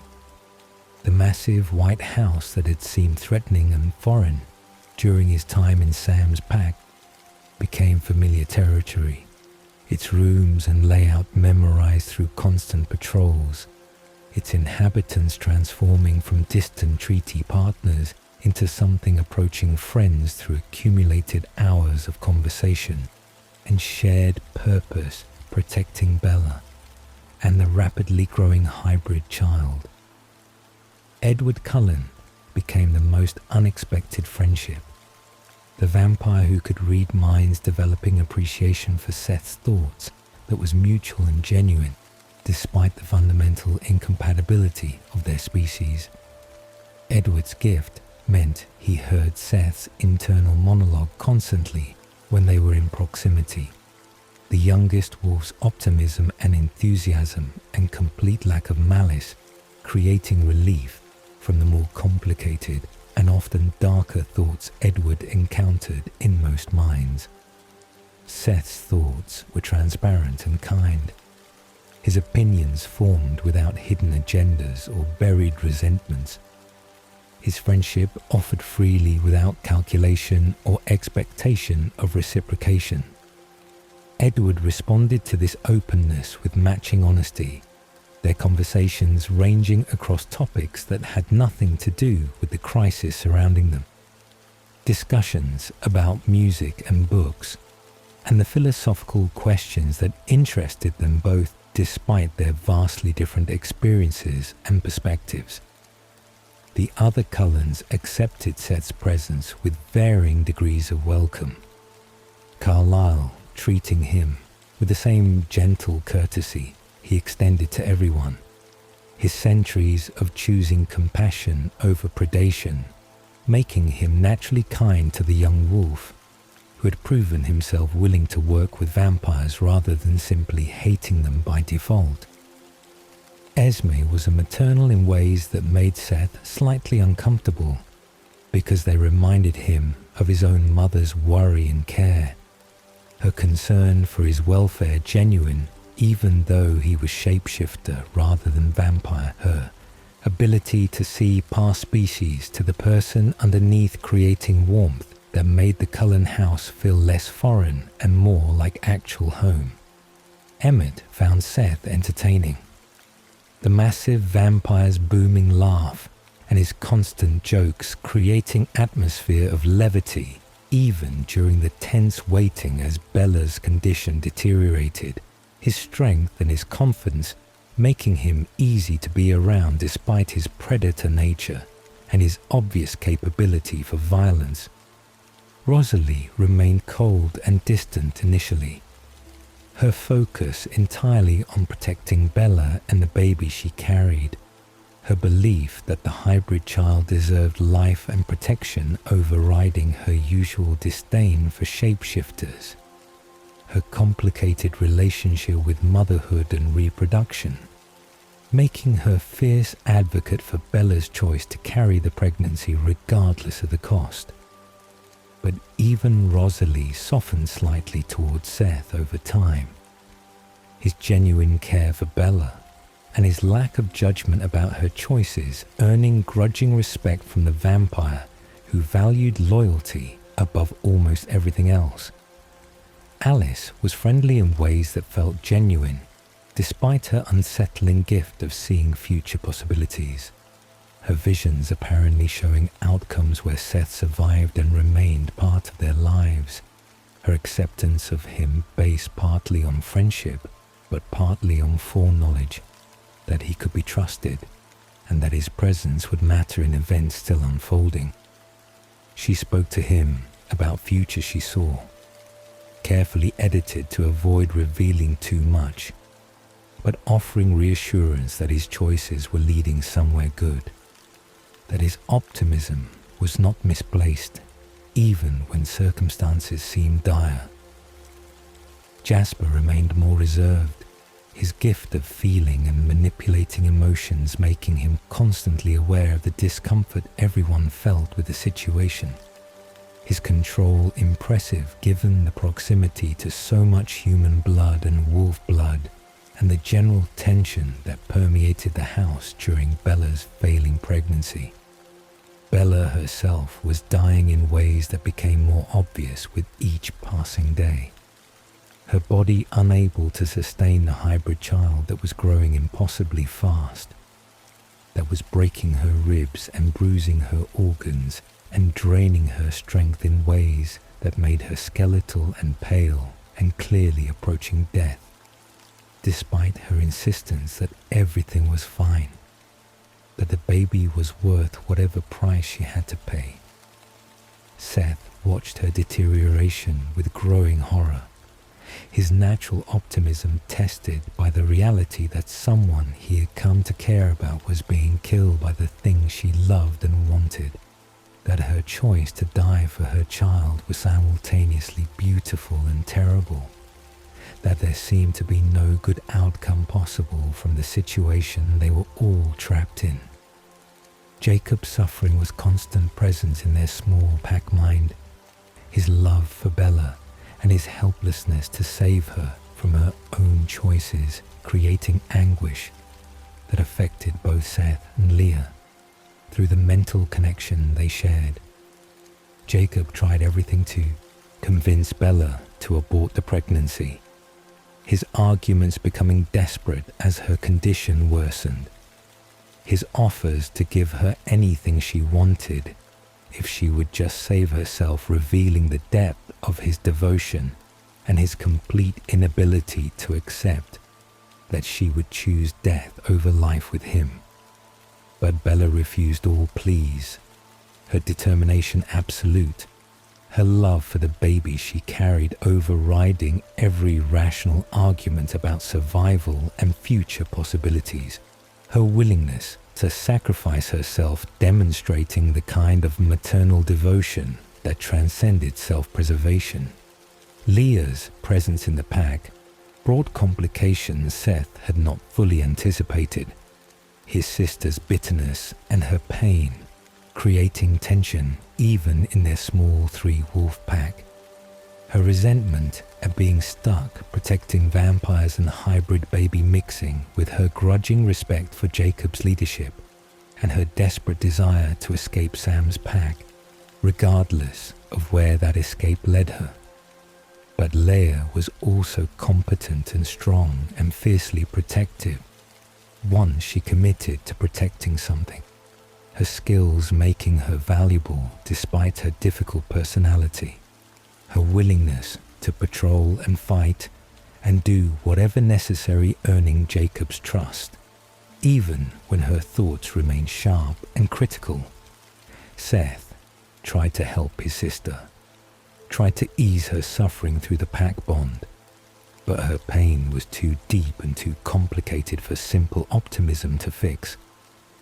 The birth happened in mid-September with violence and chaos that exceeded even the worst scenarios anyone had imagined. Bella's spine breaking as the baby moved inside her with strength that shattered bone, her screams filling the house as Edward performed emergency cesarean section with his teeth. Because there was no time for surgical instruments, and because the baby's skin was too tough for conventional scalpel, the hybrid infant emerging covered in blood and already impossibly strong and beautiful and wrong in ways that made Seth's instincts scream danger, even as his rational mind recognized that this was what they had been protecting, what Jacob had split the pack to defend. Renesmee was the name Bella gasped out before dying, her heart stopping as blood loss and trauma killed her human body. Edward's desperate injection of venom directly into her heart, the only chance to save her by transforming her into vampire. The process beginning even as she lay apparently dead on the blood-soaked table, surrounded by family who feared they had lost her despite all their efforts and preparation. The baby was perfect and terrifying, her growth already evident in ways that made clear she was not human infant, who would develop normally, her eyes too aware and her movements too coordinated for newborn. Her existence challenging every assumption about what was possible in the supernatural world they inhabited. Jacob's imprint snapped into place the moment he saw Renesmee properly, the bond forming with intensity that was visible even to those who could not feel it directly, his entire existence reorienting around the hybrid child in his arms, his previous love for Bella transforming into different kind of devotion focused on her daughter, the imprint making Renesmee the center of his universe in ways that superseded everything else, including his own survival or happiness. Seth felt the imprint through the pack connection, the absolute certainty and the profound rightness that characterized the bond. His understanding of Jacob's choice to protect Bella suddenly making perfect sense in retrospect, the imprint having been forming throughout the pregnancy even before Jacob consciously recognized what was happening or understood why he felt compelled to defend the hybrid child above all other considerations. Bella's transformation was agonizing to witness even from outside the house. Her screams during the first hours before the venom paralyzed her vocal cords, carrying through the walls and affecting everyone who heard them. The 3 days of burning through her system requiring constant vigilance as Edward maintained watch beside her, and the family waited to see what kind of newborn vampire she would become. Seth remained on patrol throughout the transformation, protecting the house from any threats while Bella burned and changed and died to her humanity. the grief of witnessing her transformation mixing with hope that she would survive the process and emerge as the vampire she had chosen to become.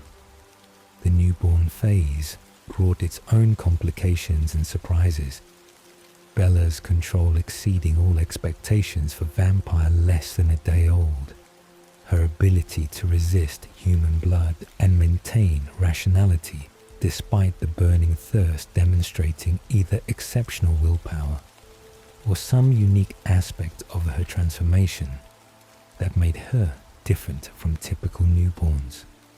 Seth observed her carefully during the early days, comparing her control to what he knew about Victoria's newborn army, the difference so stark it seemed impossible they were the same species. Bella's choices and her discipline, making her safe despite the danger newborn vampires typically represented to everyone around them.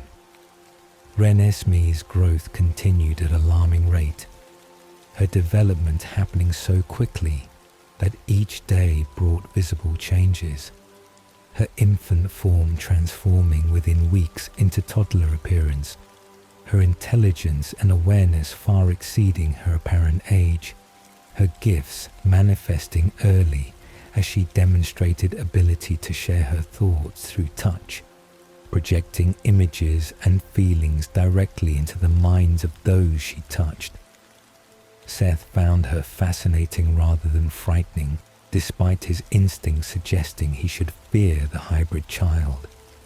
Her sweetness and her obvious affection for those around her making her impossible to see as threat. Her existence proof that the categories of human and vampire and wolf were more complicated than the simple divisions their legends and their instincts suggested. Jacob's devotion to Renesmee was absolute and all-consuming, his imprint bond making him her guardian and her future in ways that required careful navigation given her infant age. The relationship between them something pure and protective rather than romantic. The imprint recognizing that she would need protector and friend for years before she was old enough for anything more complex. Seth watched Jacob with Renesmee and understood that the imprint was not curse but gift, that Jacob's pain over Bella had been transformed into purpose and joy, that his future had been rewritten in moments of seeing Renesmee and accepting the bond that tied them together. The tentative peace following Bella's successful transformation and Renesmee's thriving existence was shattered in late November when Irina Denali, member of Vampire Coven allied with the Cullens, saw Renesmee from distance while hunting in the area and mistakenly identified her as Immortal Child, the forbidden creation of child vampire whose inability to control bloodlust and whose unchanging child form made them danger to vampire secrecy, and whose creation was punishable by death for both the child and the creator under the most sacred and ancient vampire laws. Irina reported to the Volturi without investigating further, without confirming what she thought she had seen. Her grief over her mate Laurent's death during the previous year, and her anger at the Cullens for siding with werewolves against her, making her willing to believe the worst and to condemn them to the vampire royalty without hesitation or mercy. The Volturi's decision to come to Forks brought terror that dwarfed anything Seth had experienced during the newborn battle or any previous danger.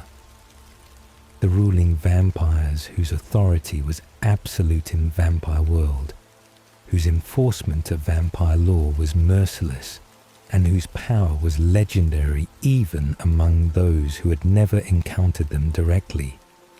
Edward's explanation of what the Volturi represented made clear that this was existential threat rather than simple confrontation, that the three ancient vampires who ruled their kind could order the execution of the entire Cullen family and anyone who defended them.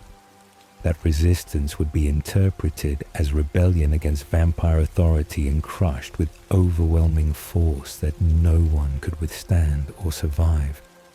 The Cullen's response was to gather witnesses, vampires from around the world, who could testify that Renesmee was not immortal child, but hybrid, that she was growing and changing and learning control, that she posed no threat to vampire secrecy, that the law she supposedly violated did not actually apply to her unique situation.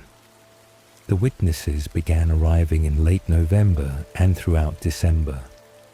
Vampires of every description appearing at the Cullen house, their presence requiring expanded patrols and careful management as predators from different covens and different continents attempted to coexist in small space, while preparing for confrontation with the Volturi. Seth met vampires whose gifts and whose histories made them fascinating subjects of study for someone naturally curious about the world. Benjamin from Egypt, who could manipulate the elements themselves, creating fire and moving earth and controlling water with simple gestures, his power impressive and his friendship valuable.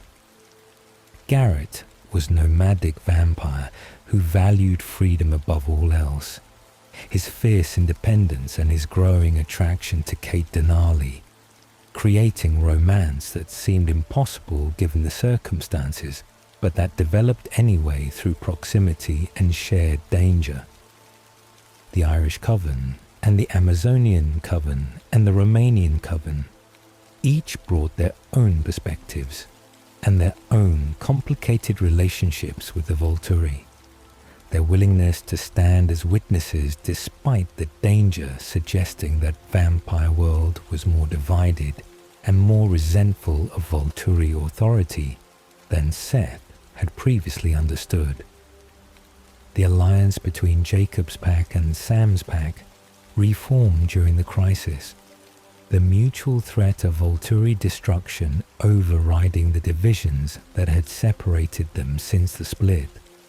The two alphas coordinating their defense strategies while maintaining separate pack minds and separate authorities.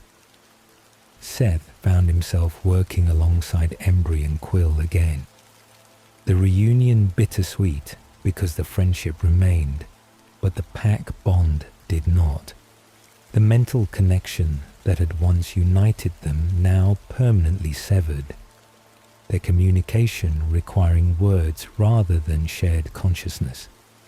The preparation for the Volturi confrontation consumed December in ways that made every previous danger seem manageable by comparison. The gathered witnesses numbering nearly 40 vampires by the time Christmas approached.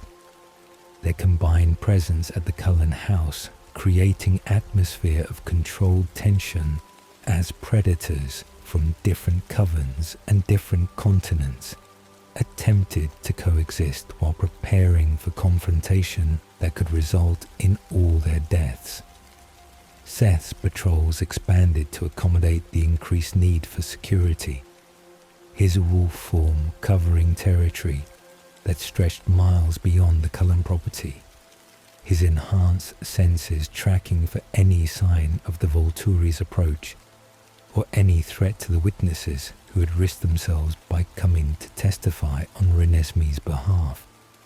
The training intensified as January approached, Carlyle and the other experienced vampires sharing what they knew about the Volturi Guard and their various gifts, the abilities that made the ruling vampires nearly invincible in direct confrontation, the powers that had kept them in control of vampire world for 3,000 years through combination of legitimate authority and terrifying capacity for violence.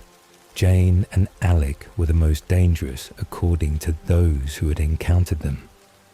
The witch twins whose gifts of pain illusion and sensory deprivation made them capable of incapacitating dozens of opponents simultaneously, their youth and their cherubic appearance hiding the fact that they were among the most lethal vampires in existence.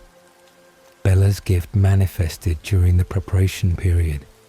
Her shield ability that had protected her mind from Edward's telepathy as human, now extending outward as vampire.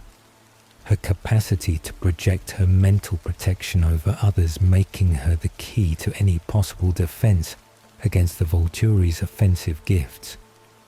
She practiced constantly throughout December, her control improving daily as she learned to extend her shield over larger areas and more people. Her ability to protect entire groups, making her invaluable despite being newborn vampire with less than 3 months of experience. Seth watched her training sessions with fascination. The visible shimmer when her shield extended over him, creating sensation of safety and protection that he had not known he needed until he felt it. The vampire witnesses brought their own gifts and their own perspectives. Their testimonies about Renesmee carefully prepared and rehearsed. Their observations about her growth and her control and her fundamental difference from immortal children, giving the Cullens hope that perhaps the Volturi would be convinced without violence, that perhaps reason and evidence would be sufficient to prevent the slaughter that everyone feared was approaching. But the witnesses also shared stories about the Volturi's previous judgments, instances where covens had been destroyed for infractions that seemed minor or ambiguous, situations where the ruling vampires had used law as excuse to eliminate potential rivals or to acquire gifted vampires for their guard through destruction of everyone who might object to the forced recruitment. The Romanian coven, Stefan and Vladimir, carried particular hatred for the Volturi, their own ruling dynasty destroyed 3,000 years earlier, when Aro and Marcus and Caius had overthrown them and established the current vampire authority. They spoke of the Volturi's hypocrisy, the way they enforced laws against others while permitting themselves exceptions, the corruption that came from 3 millennia of absolute power with no accountability or oversight. Their presence as witnesses was risky because their obvious hatred might provoke the Volturi into violence rather than calm consideration of evidence. But their testimony about immortal children and the laws governing them was valuable because they had existed during the time when such laws were first established and understood the original reasoning behind prohibitions. Christmas at the Cullen house happened despite the approaching confrontation, Alice insisting that they celebrate in case it was their last opportunity, her foresight suggesting the Volturi would arrive shortly after the new year. Her preparations for the holiday both defiant gesture against despair and genuine attempt to create joy amid the terror. Seth participated in the celebration, exchanging gifts with the Cullens and the witnesses who remained at the house, his presence accepted and welcomed by vampires who had initially been skeptical about alliance with shapeshifters, but who had come to appreciate his optimism and his genuine kindness over the weeks of preparation. The gathering included both wolf packs temporarily unified, Sam bringing his wolves to coordinate final defense strategies despite the awkwardness and the unresolved tensions between the 2 alphas. Seth found himself working with Embry and Quill and the others in ways that felt both familiar and strange. The shared history underlying their current separation, the bonds that had once connected them through Pac-Mind now replaced by careful verbal communication and conscious coordination rather than instinctive unity. His mother Sue came to the Cullen house on Christmas Day, bringing food that the vampires could not eat but that the wolves appreciated. her presence a reminder of normal life continuing outside the crisis, her strength in facing both her children's involvement in potentially fatal confrontation with vampire royalty, demonstrating the resilience that had carried her through Harry's death and everything that followed. The Volturi arrived on a cold, clear morning in early January, the snow covering the ground unusual for the Pacific Northwest, but appropriate for the solemnity of the confrontation. The white field providing stark backdrop for the gathering of witnesses and the approaching force of vampire authority. Seth stood in wolf form with Jacob's pack and Sam's pack, the combined wolves numbering nearly 20 when both groups phased together, their size and their coordination impressive but probably insufficient if the confrontation turned to actual battle against opponents with 3,000 years of experience and gifts that could incapacitate or destroy them before they could effectively engage. The Volturi's arrival was orchestrated for maximum intimidation, their numbers exceeding 40 vampires moving in precise formation, the guards surrounding the three ancients who ruled them, the wives walking behind in their own protected position, the entire procession demonstrating military discipline and overwhelming force. Aro and Marcus and Caius appeared at the center of the formation, three vampires whose age was visible in their faces despite vampire preservation, whose power was evident in their posture and their confidence, whose authority was absolute in the vampire world they had ruled for millennia without significant challenge to their dominance. The guard included Jane and Alec at the front, the witch twins whose gifts had been described in terrifying detail during the preparation, their childlike appearance hiding their true age and their devastating abilities. Dimitri the tracker stood nearby, his gift making escape impossible for anyone the Volturi decided to pursue, his presence ensuring that fleeing would not save anyone if the judgment went against them. Felix and other large guards provided physical power, their strength legendary. Even among vampires, their role to destroy anyone who resisted or whom the ancients ordered executed. Chelsea stood among them with gift of manipulating emotional bonds, her ability to sever loyalties or create devotion, making her valuable tool for recruiting or neutralizing opponents. Alec positioned himself strategically, his gift of sensory deprivation capable of blinding and deafening and numbing entire groups, rendering them helpless before they could mount defense.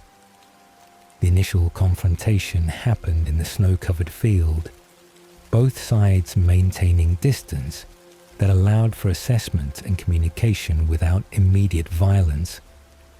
The tension absolute, as everyone present understood. They were moments away from battle that would kill many of them, regardless of who ultimately prevailed. Carlyle stepped forward as spokesman for the witnesses, his centuries of life and his known history with Aro, giving him credibility that others lacked. His diplomatic skills evident in how he addressed the Volturi with respect, while also firmly defending his family's innocence of the charges Irina had brought against them. Aro responded with courtesy that felt genuine despite the underlying threat. His interest in unusual situations and rare occurrences making him curious about Renee May, rather than immediately hostile. His scientific approach to vampire nature creating opening for evidence and testimony, rather than summary execution. He requested opportunity to examine the situation directly, his gift of reading every thought someone had ever had through physical contact, making him living archive of information. his touch revealing complete truth of situations in ways that made deception impossible. Edward brought Renesmee forward carefully, the hybrid child unafraid despite the danger because she did not fully understand what the Volturi represented. Her innocence and her trust in her family protecting her from the terror everyone else felt. Aro touched her hand gently, his gift accessing her memories and her thoughts, his expression revealing fascination as he experienced her existence directly, understood her growth and her control, and her fundamental difference from immortal children, whose unchanging nature and uncontrollable bloodlust had led to their prohibition. The examination continued as Aro touched Edward's hand to verify independently what he had learned from Renesmee, his ability to read Edward's vast memory giving him access to every moment of Bella's pregnancy and Renesmee's birth, and the weeks of her development. Aro's wonder was visible as he processed information that challenged his 3,000 years of experience. The existence of human-vampire hybrid being something he had never encountered despite his extensive knowledge of vampire world and its various anomalies and exceptions. But Caius was not convinced or interested in scientific curiosity. His hatred of werewolves and his rigid interpretation of law, making him hostile to any situation involving shapeshifters and vampires cooperating, his desire to eliminate the Cullens and their witnesses evident in every word he spoke. He argued that Renesmee represented unknown threat regardless of her current control, that allowing her to exist set dangerous precedent, that the Cullens' alliance with shapeshifters violated the spirit of vampire law, even if it did not violate specific treaty terms. His words were clearly designed to justify violence that he wanted regardless of evidence. His 3 millennia of enforcing vampire law having apparently made him more interested in punishment than justice. Alice's arrival interrupted Caius's arguments, her dramatic entrance with Jasper carrying significance beyond simple timing, her presence offering something the Cullens had been searching for throughout December without success, evidence that would prove definitively that hybrid children were not a unique threat requiring immediate elimination. She brought Noel and Helen, half-vampire hybrids from South America, Noel being 150 years old and fully mature, his existence demonstrating that hybrid children grew to adulthood and then stabilized, that they developed control and discipline, that they did not represent the ongoing danger that immortal children pose to vampire secrecy. Noel's testimony was devastating to the Volturi's case.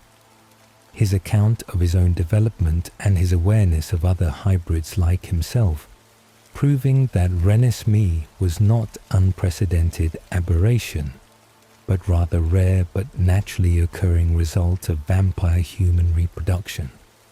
His control and his obvious lack of threat to vampire secrecy, making it impossible to argue that hybrids required immediate destruction. Aro listened to Nahuel with visible fascination, his questions probing and thorough, his scientific curiosity apparently genuine, even as the strategic implications of the testimony became clear to everyone present. The Volturi's internal debate was not audible to the witnesses, but was visible in their body language and their exchanged glances. Caius clearly frustrated that the evidence was undermining his desire for confrontation. Marcus appearing completely disinterested in the proceedings as he always seemed to be, his gift of reading relationships, making him aware of all the bonds present, but apparently not caring about the outcome. Aro's decision would be final. His leadership of the three ancients, giving him authority to determine whether the Cullens had violated law and whether Renesmee represented threat requiring elimination. Jane attempted to use her gift during the tense moments of deliberation, her power to create illusion of burning pain, something she employed casually against those who displeased the Volturi, her target being Edward, who had spoken too boldly in defense of his family. But Bella's shield blocked Jane's gift completely, the mental protection extending over Edward and preventing the pain from reaching him.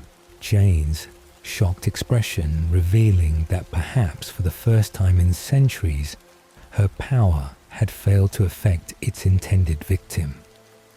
She tried again, targeting others in the Cullen group, her frustration mounting as Bella's shield protected everyone within its range, the newborn vampire's gift proving more powerful than Jane's ancient and refined ability.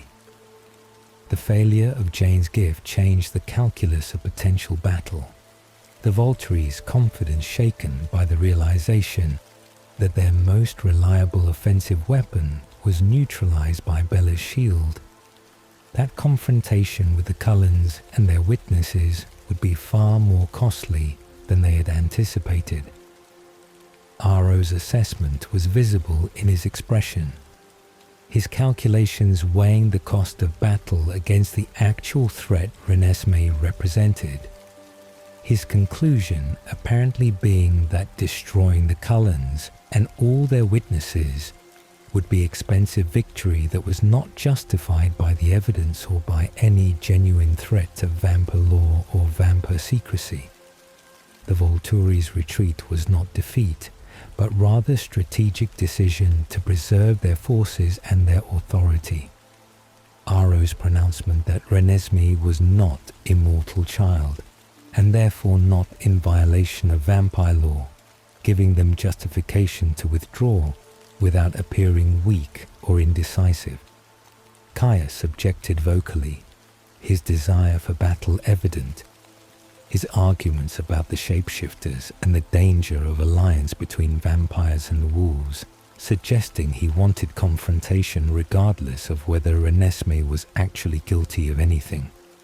But Aro overruled him, the senior ancient's word final, his decision to leave in peace rather than fight meaning that everyone present would survive the day. The withdrawal of the Volturi happened with the same precision as their arrival, the guard forming protective formation around the three ancients, the entire group moving away across the snow-covered field with supernatural speed, their departure creating relief so profound it felt physical. The tension that had built throughout weeks of preparation, releasing all at once as witnesses and family realized they had survived the most dangerous confrontation any of them had faced. Seth's joy was uncontainable even in wolf form, his mental presence in Jacob's pack radiating pure happiness, his optimism validated by outcome that had seemed impossible during darkest moments of preparation, his faith that things would work out somehow proven correct despite all the rational reasons to expect tragedy. The celebration that followed was chaotic and emotional. Vampires who had expected to die embracing each other, witnesses departing with promises of future contact and with gratitude for the Cullens' leadership in standing against the Volturi's potential tyranny. The victory had come through testimony rather than violence, through evidence rather than battle, through Bella's gift and Alice's foresight, and the existence of Nahuel proving what needed to be proven. Seth understood that they had been moments away from war that would have killed many of them, that the Volturi had been prepared to fight if Aro had decided Renesmee was threat, that survival was not guaranteed outcome, but rather fortunate result of circumstances aligning in their favor. But they had survived, Renesmee was safe. The Cullens would continue existing. The alliance between vampires and the wolves had proven valuable rather than simply theoretical cooperation. The return to some version of normal life happened gradually over the following days, as witnesses departed, and the Cullens adjusted to existence without imminent threat of destruction hanging over them. Seth continued splitting his time between his mother's house on the reservation and patrols around the Cullen property, his friendship with Edward and the others now established and comfortable. His role as bridge between Wolfpack and Vampire Coven, secured through the crisis they had survived together. Seth Clearwater's story in the Twilight saga was not one of tragic destiny or profound loss or transformation from innocence to darkness, but rather something more unusual and perhaps more valuable in narrative universe built largely around suffering and difficult choices and the weight of supernatural existence grinding away at joy and hope until only duty remained. Seth's story was about maintaining optimism despite every reasonable cause for bitterness, about choosing friendship over ancient hatred, about being the youngest voice in rooms full of older beings, and somehow seeing more clearly than those with centuries of experience, about proving that enthusiasm and genuine kindness were not weaknesses to be overcome, but strengths that could change outcomes and build bridges across divides that seemed permanent and unbridgeable. He was 15 years old when his father died, and when he transformed in the same terrible night, the double trauma that should have broken something essential in him, or at least created the kind of lasting damage that characterized so many of his pack brothers' responses to forced supernatural existence. Leah's bitterness was understandable, given what she had lost and what she was forced to witness constantly through the pack mind, her pain valid and her anger justified by circumstances that no one should have to endure. Paul's volatility was product of whatever human life had shaped him before transformation, his rage probably predating his wolf nature, even if it was amplified by the supernatural aggression that came with the territory. Even Jacob's suffering over Bella was comprehensible as response to loving someone who chose differently, who rejected the future he offered in favor of vampire existence that seemed like death rather than life to those who understood what immortality actually cost.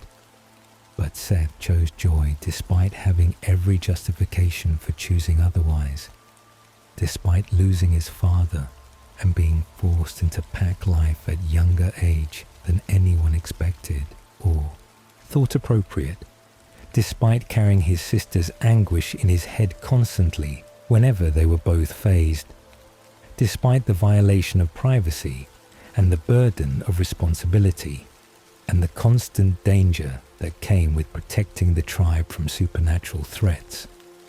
His optimism was not ignorance or denial of the difficulties surrounding him, not simple failure to recognize how hard things were or how much everyone was suffering, but rather conscious choice to focus on possibilities rather than limitations, to see potential for friendship rather than inevitable enmity, to believe that tomorrow might be better than today even when today was objectively terrible. The transformation that had stolen his humanity and his normal teenage existence had also given him purpose and power and place in something larger than himself. His role as protector of the tribe connecting him to centuries of tradition and to the shapeshifters who had come before him. His supernatural abilities allowing him to matter in ways that his human existence might never have permitted.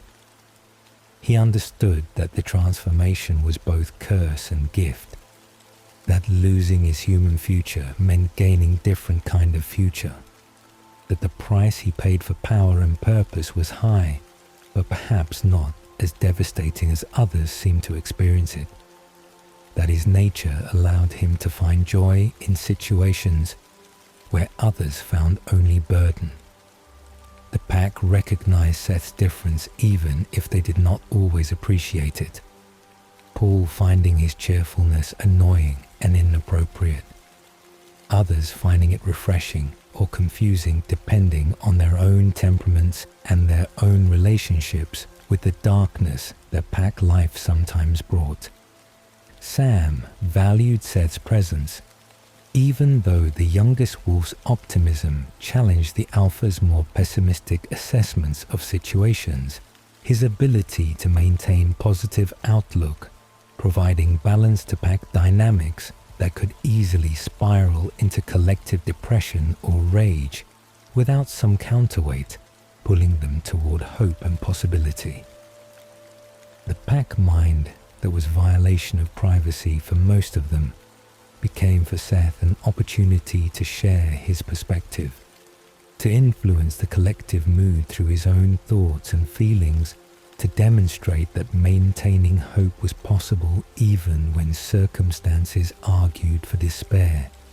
Jacob particularly appreciated Seth's nature, his friendship with the youngest wolf developing into something profound and lasting, because Seth saw Jacob clearly without judgment or expectation, without needing him to be anything other than what he was in any given moment.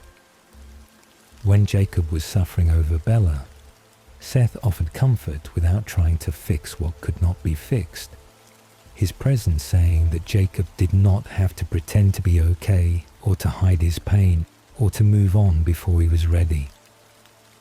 When Jacob made the enormous decision to split from Sam's pack, Seth's immediate choice to follow was not blind loyalty or inability to think for himself, but rather clear-eyed assessment that Jacob was right and that protecting Bella and her child mattered more than maintaining pack unity or avoiding conflict with Sam's authority.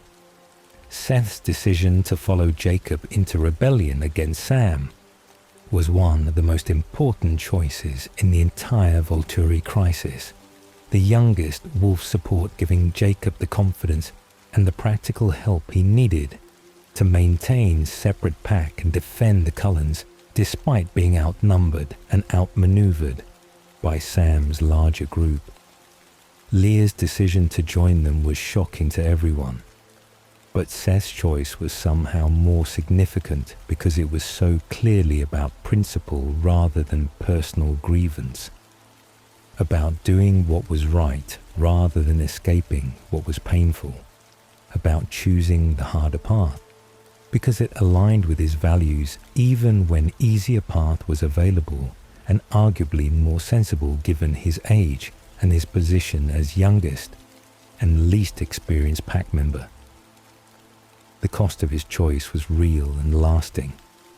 The permanent separation from Sam's pack, meaning he would never again share the mental connection with Embry and Quill and the others who had been his friends since childhood. The division creating barrier between them that could not be fully crossed even when they worked together during crises that required both packs' cooperation. Seth felt that loss keenly, despite his optimism, understood that his choice had consequences that could not be undone, that following Jacob meant accepting smaller pack and reduced mental connection, and the constant awareness that he had abandoned brothers who might have needed his support and his positive influence to balance the darker elements in Sam's larger group. But he also understood that some choices were more important than comfort or convenience, that protecting innocent life mattered more than maintaining easy friendships, that standing with Jacob and the Cullens was right regardless of cost, that his values demanded he choose the harder path when the easier one compromised principles he was not willing to abandon. His certainty about his choice never wavered even when the consequences became clear. Even when he missed the connection to his former pack brothers. Even when the danger of defending the Cullens against both Sam's pack and the Volturi made him understand how much he had risked through his decision to follow Jacob into rebellion. The friendship Seth developed with Edward Cullen was revolutionary in context of centuries of hatred between vampires and shapeshifters, the natural enemies finding common ground through Edward's gift, allowing him to hear Seth's thoughts and recognize that the youngest wolf genuinely lacked the malice and the prejudice that characterized most of his kind's interactions with vampires. Edward's appreciation for Seth's mind was visible to everyone who watched them interact. The vampire who could read thoughts, finding relief and pleasure in consciousness that was kind and enthusiastic and completely without hidden agendas or buried resentments, that approached him and his family with curiosity and openness rather than barely controlled hostility. Their conversations ranged across subjects that had nothing to do with the immediate crises surrounding them. Discussions about music revealing Edward's century of experience and sophisticated tastes, while Seth's enthusiasm for contemporary music created amusing contrasts and genuine exchanges of perspective.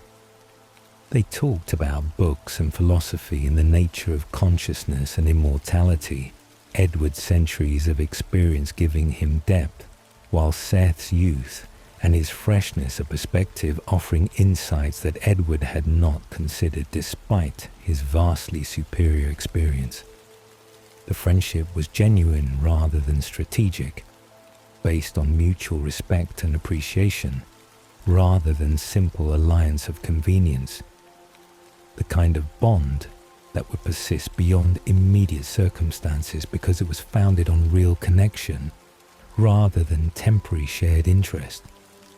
The other Cullens came to love Seth in their own ways, Carlyle seeing in him the best of what humanity could be, even when transformed into a supernatural creature designed for violence. His compassion and his refusal to hate, despite having every reason to do so, reminding the Doctor of his own choices centuries earlier, to resist his vampire nature and seek different paths. Esme treated him with maternal affection that Seth accepted with grace despite his own mother's presence in his life, her gentleness and her care for everyone in her family extending naturally to include the young wolf, who had proven himself friend rather than enemy. Emmett found him entertaining and genuine in ways that were rare even among their own kind. The youngest wolf's enthusiasm reminding the massive vampire of simpler joys and more straightforward pleasures that could be lost in centuries of existence. Alice's visions showing Seth in their future perhaps explain some of their acceptance. Her foresight suggesting that the youngest wolf would remain part of their lives long after the immediate crises passed. That his friendship was not temporary alliance of convenience, but rather lasting bond that would persist across years or decades, or however long he chose to continue phasing and remaining bound to wolf form and its responsibilities. She spoke to him sometimes about futures she saw, carefully edited to avoid revealing too much but offering reassurance that his optimism was justified, that the choices he was making would lead to good outcomes, that his faith in friendship and cooperation was not misplaced even when circumstances seemed dire and hopeless. Seth's role in defeating Riley during the newborn battle proved that youth and inexperience were not insurmountable disadvantages when combined with speed and determination and willingness to take risks that more cautious fighters would avoid. His victory over Vampire, who should have destroyed him easily, earning respect from both Pack and Cullens. demonstrating that he was not simply optimistic mascot, but rather capable warrior who could hold his own in genuine combat despite his age. The confidence he gained from that fight carried through subsequent challenges, his belief in his own abilities, and his willingness to stand with Jacob and defend the Cullens against both Sam's pack, and eventually the Volturi showing growth from uncertain 14-year-old who had just transformed into self-assured young wolf who knew his own mind and his own values. The injuries he sustained fighting Riley were serious enough to require Carlisle's medical attention. The vampire doctor treating the young wolf with the same care he would have given his own family, his gentleness and his expertise demonstrating the compassion that had defined his centuries of existence. Seth's trust in Carlisle during that treatment, his complete lack of fear despite being vulnerable and injured in the presence of vampire whose instincts should have made him dangerous, showed the depth of Seth's ability to see past species to character, to recognize that Carlisle was doctor and healer first and vampire second, that his choices defined him more than his nature. The Volturi confrontation revealed Seth's courage in perhaps its purest form, his willingness to stand with vampires against the most powerful vampires in existence, to face potential death alongside friends he had known for months, rather than seeking safety through neutrality or abandonment, to trust that his choice to defend Renesmee was correct, even when everyone older and more experienced was terrified of the consequences. Standing in wolf form in that snow-covered field, while the Volturi approached, Seth maintained his characteristic optimism, his thoughts in the pack mind radiating confidence that things would work out somehow, that they would survive through testimony and truth rather than through violence, that the evidence would be sufficient and that Aro would be reasonable, and that they would all live to see another day. His optimism was validated when the Volturi withdrew, the peaceful resolution vindicating his faith that not all confrontations had to end in bloodshed, that sometimes reason and evidence could overcome prejudice and fear, that vampire royalty could be convinced through testimony rather than requiring defeat in battle.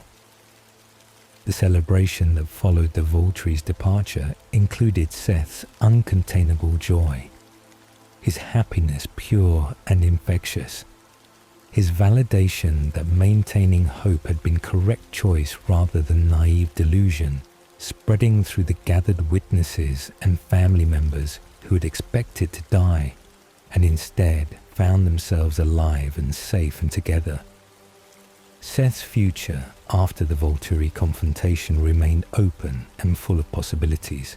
His youth, meaning he had decades of life ahead, regardless of whether he eventually chose to stop phasing and accept normal human aging, or whether he continued as wolf and remained eternally young, like those who came before him and who had maintained their supernatural forms across generations.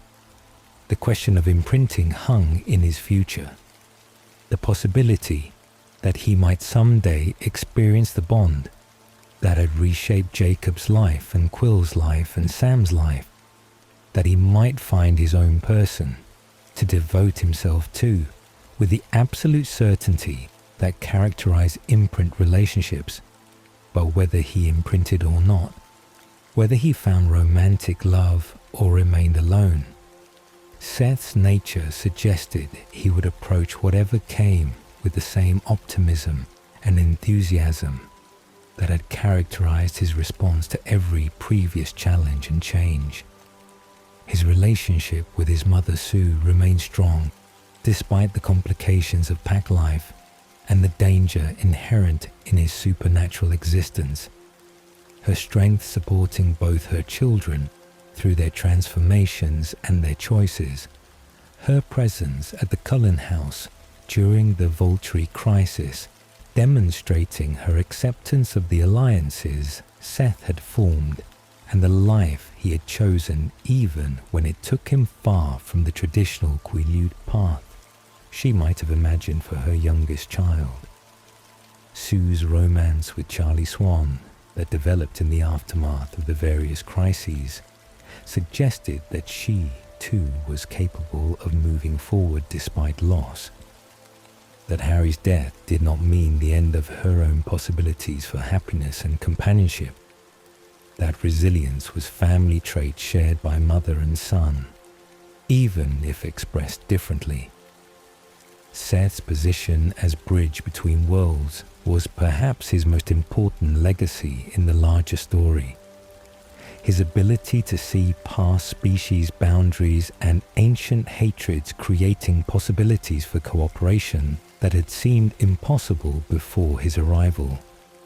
His friendship with Edward and the Cullens demonstrating that shapeshifters and vampires could work together when they chose to focus on shared values rather than inherited prejudices.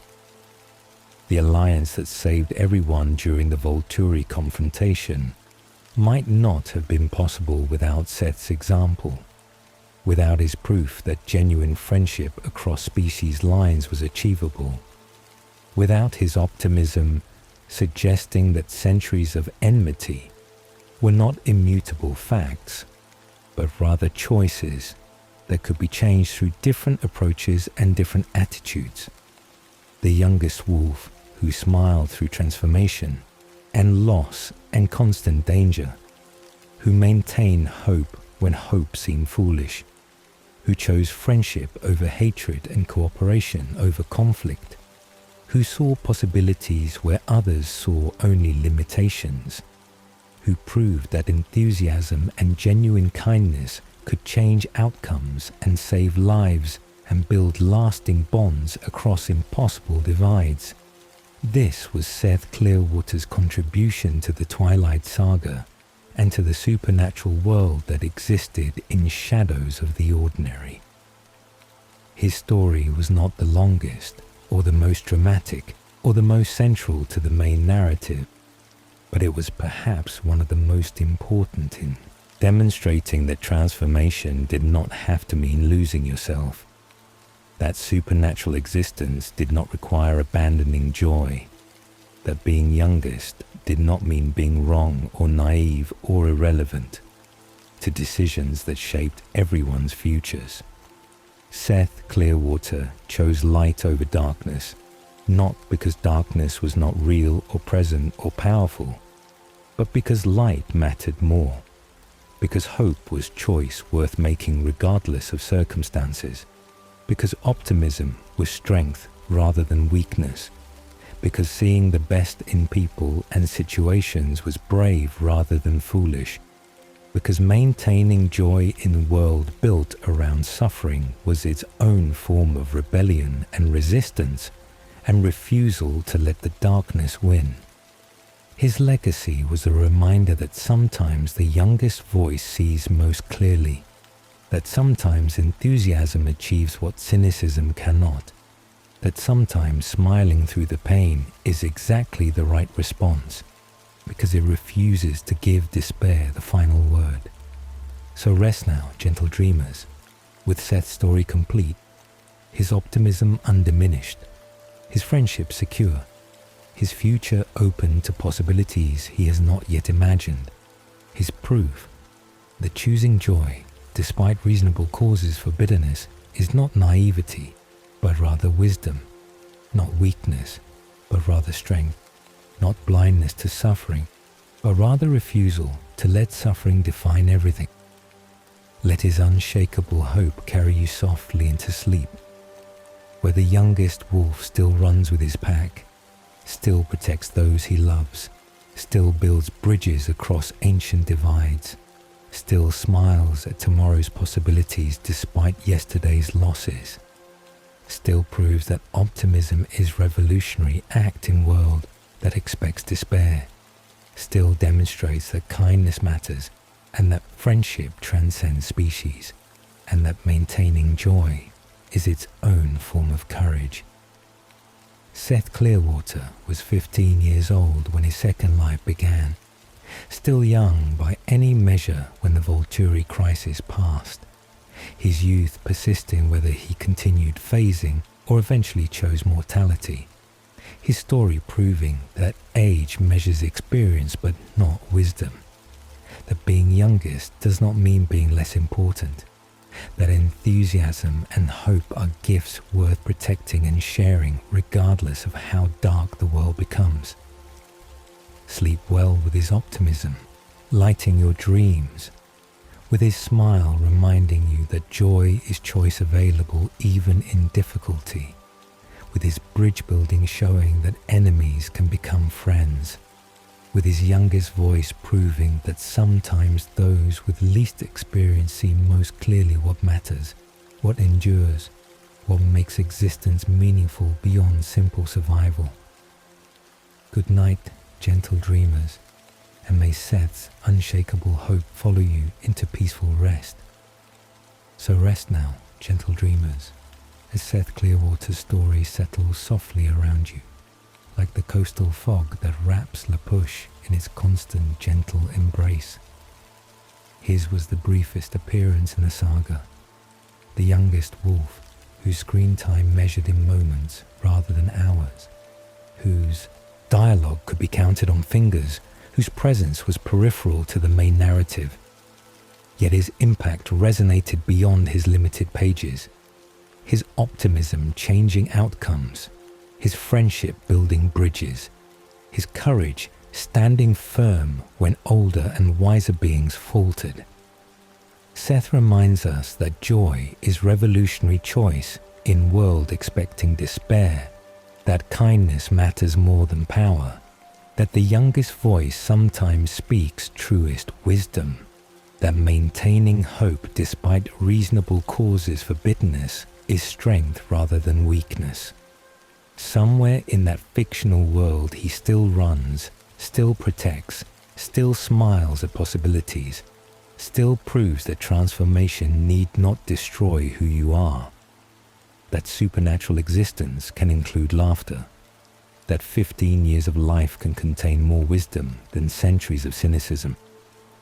Let his unshakable optimism carry you gently into dreams, where wolves and vampires cooperate, where enemies become friends, where hope persists despite darkness, where the youngest among us sees most clearly what truly matters. Sleep well, gentle dreamers, wrapped in Seth's eternal smile.